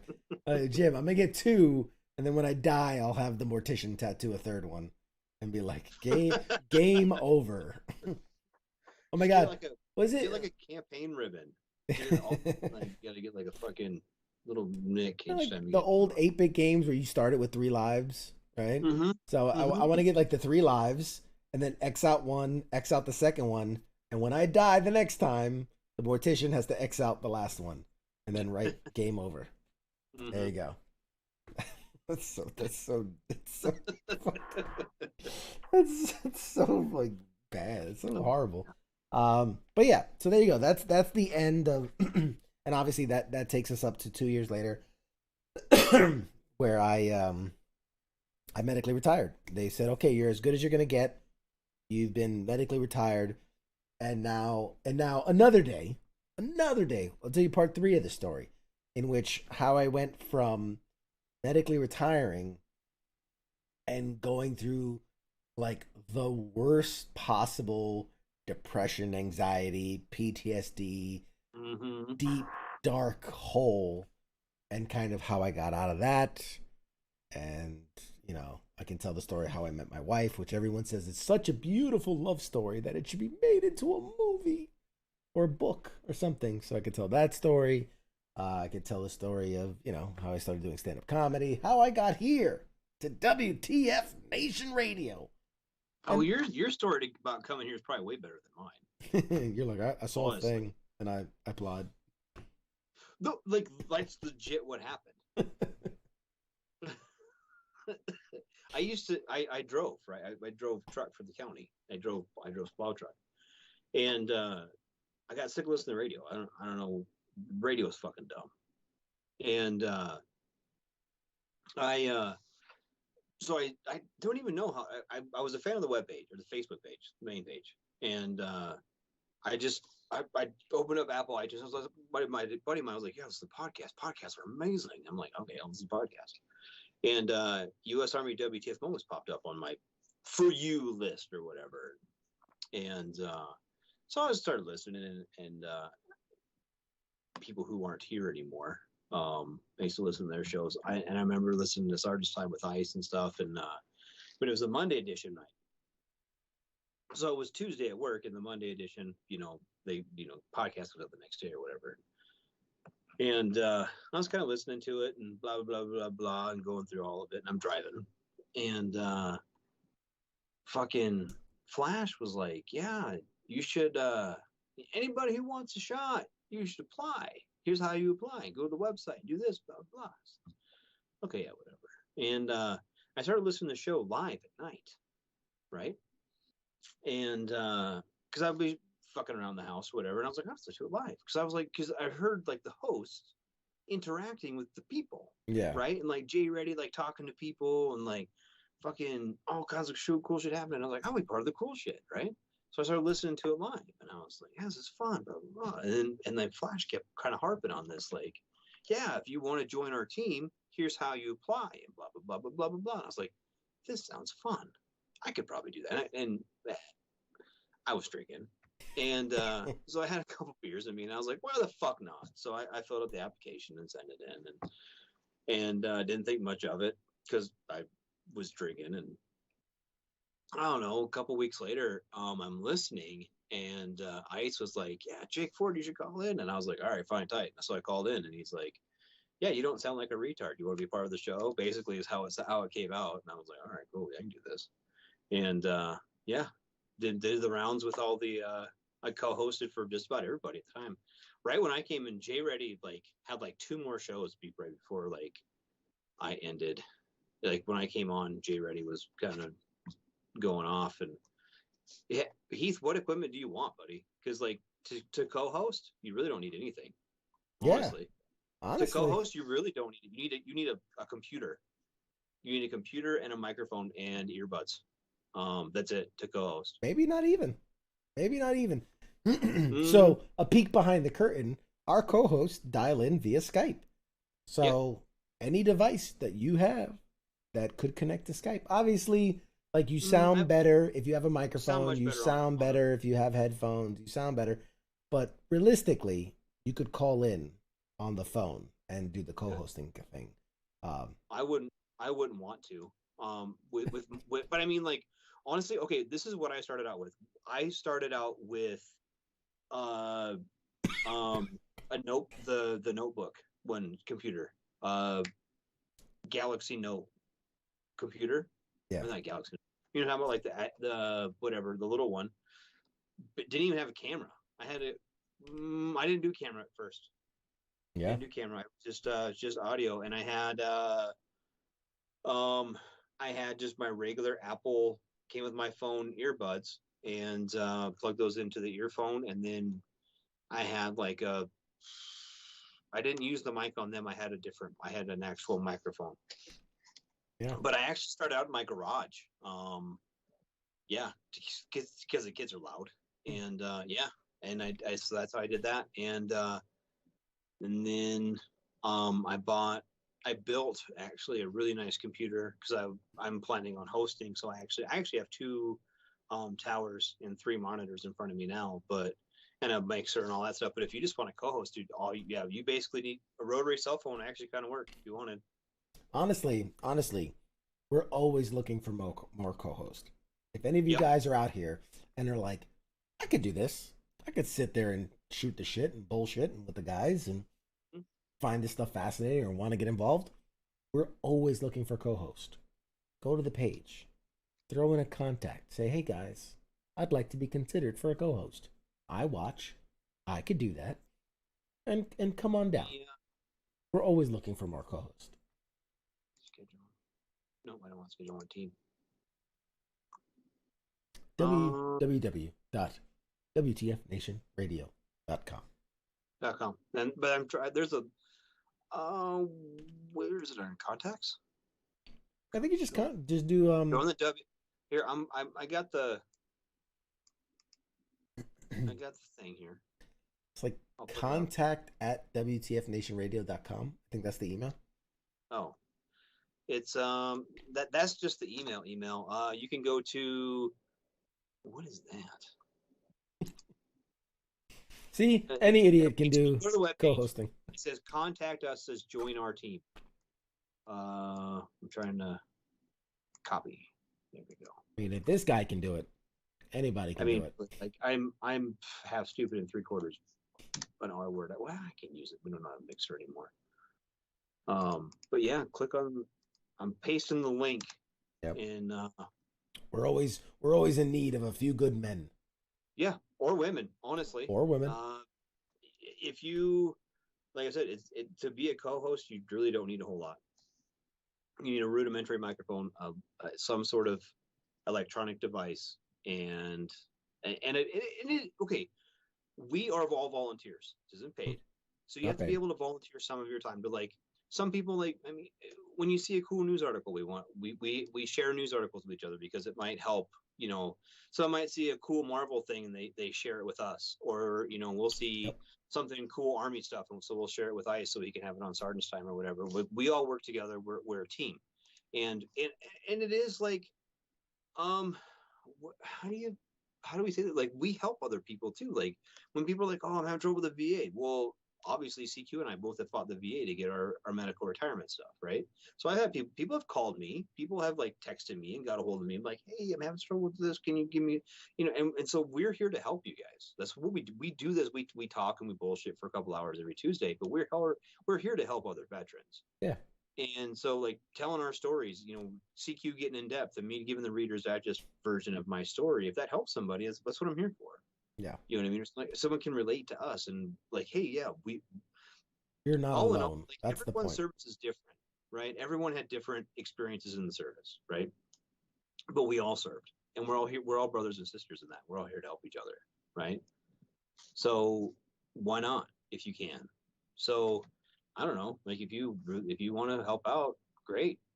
Hit that link, send an email off, and you know, or hang out. If just the cocky side of you says, I can do a better job, you could probably do a better job than me. Come on about it. Like, bring it. You know? Yeah, bring it 100%. So, and we're always looking for help. I mean, like, if you're okay,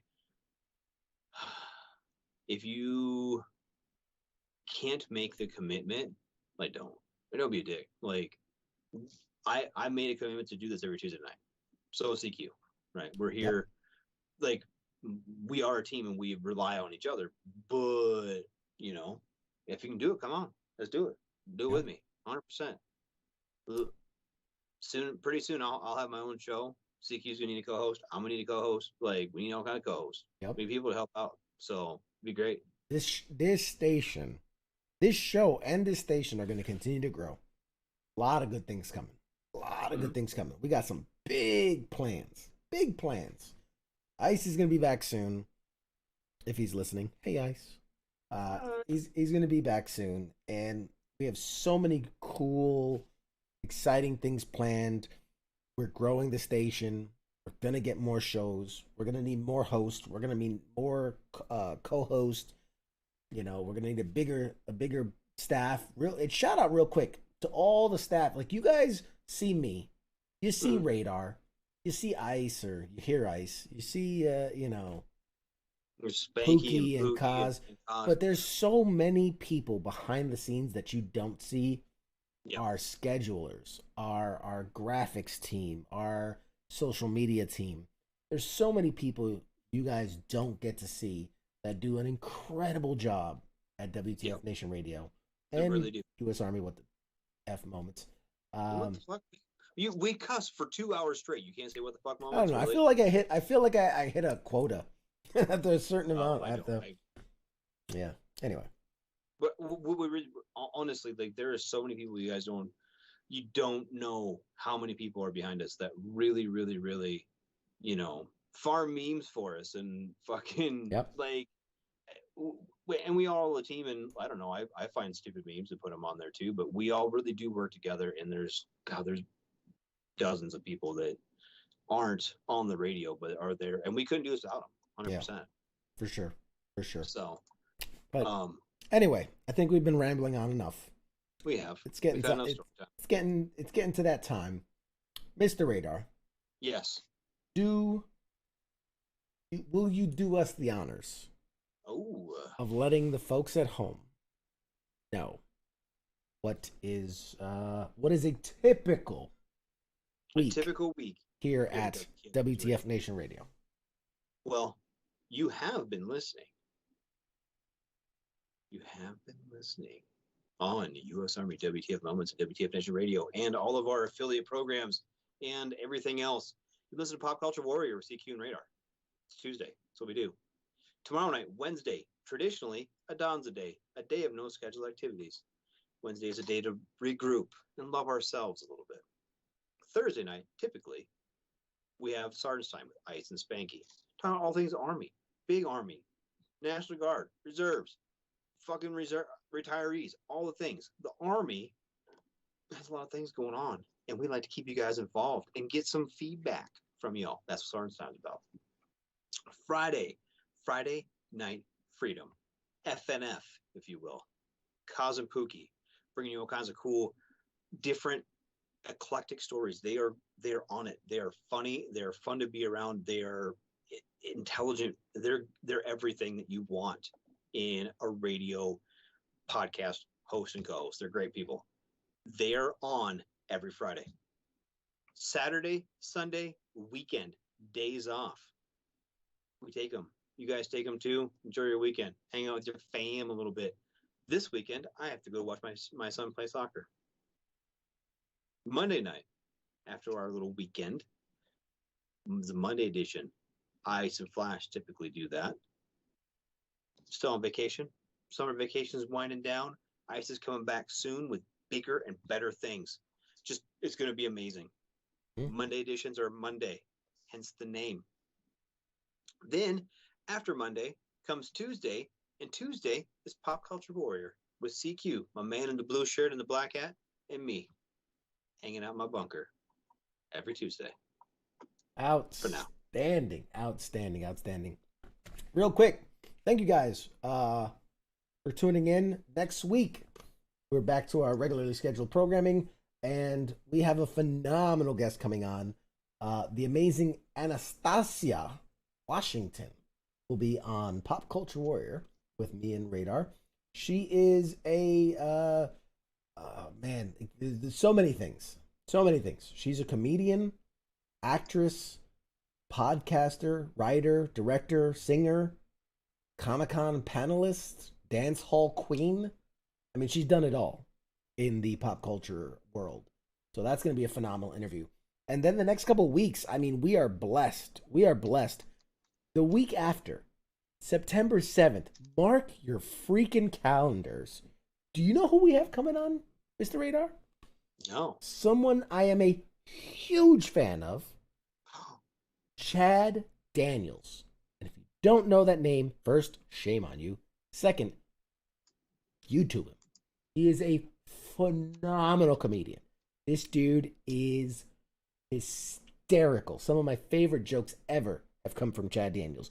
And he's going to be live with us. And it's going to be a fun show. It's hilarious. That guy is hysterical. Yes. I put him and like Tom Segura as my complete top favorite comics right now. The week after that, the 14th, we have Monique Gabriela Curran. She is an amazing actress. I'm trying to think, most recognizable. She played, what was it? Batman Begins. She's the one cop that went bad, like Montoya or Rodriguez or whatever it was. But she's the cop that turns on the guy, and then like Two-Face. Oh, yeah, that was the Two-Face movie. Anyway, so that's her.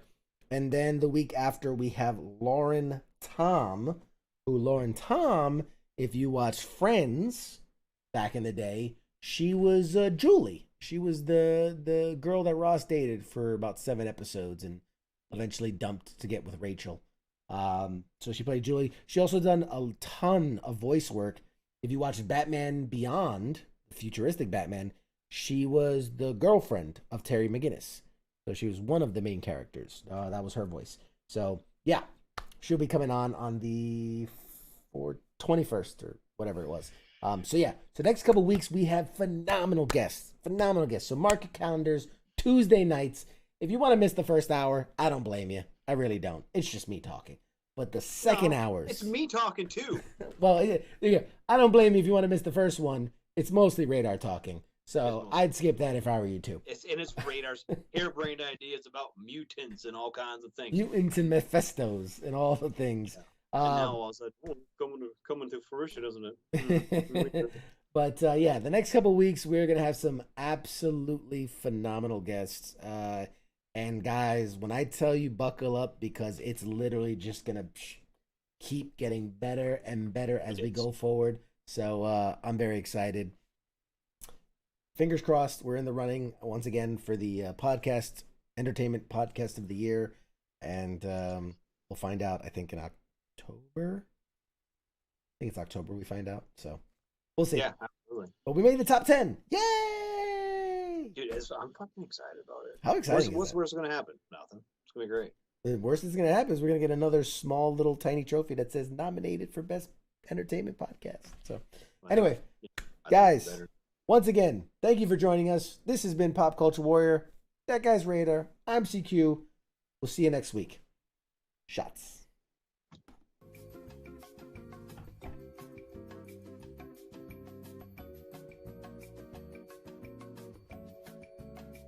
You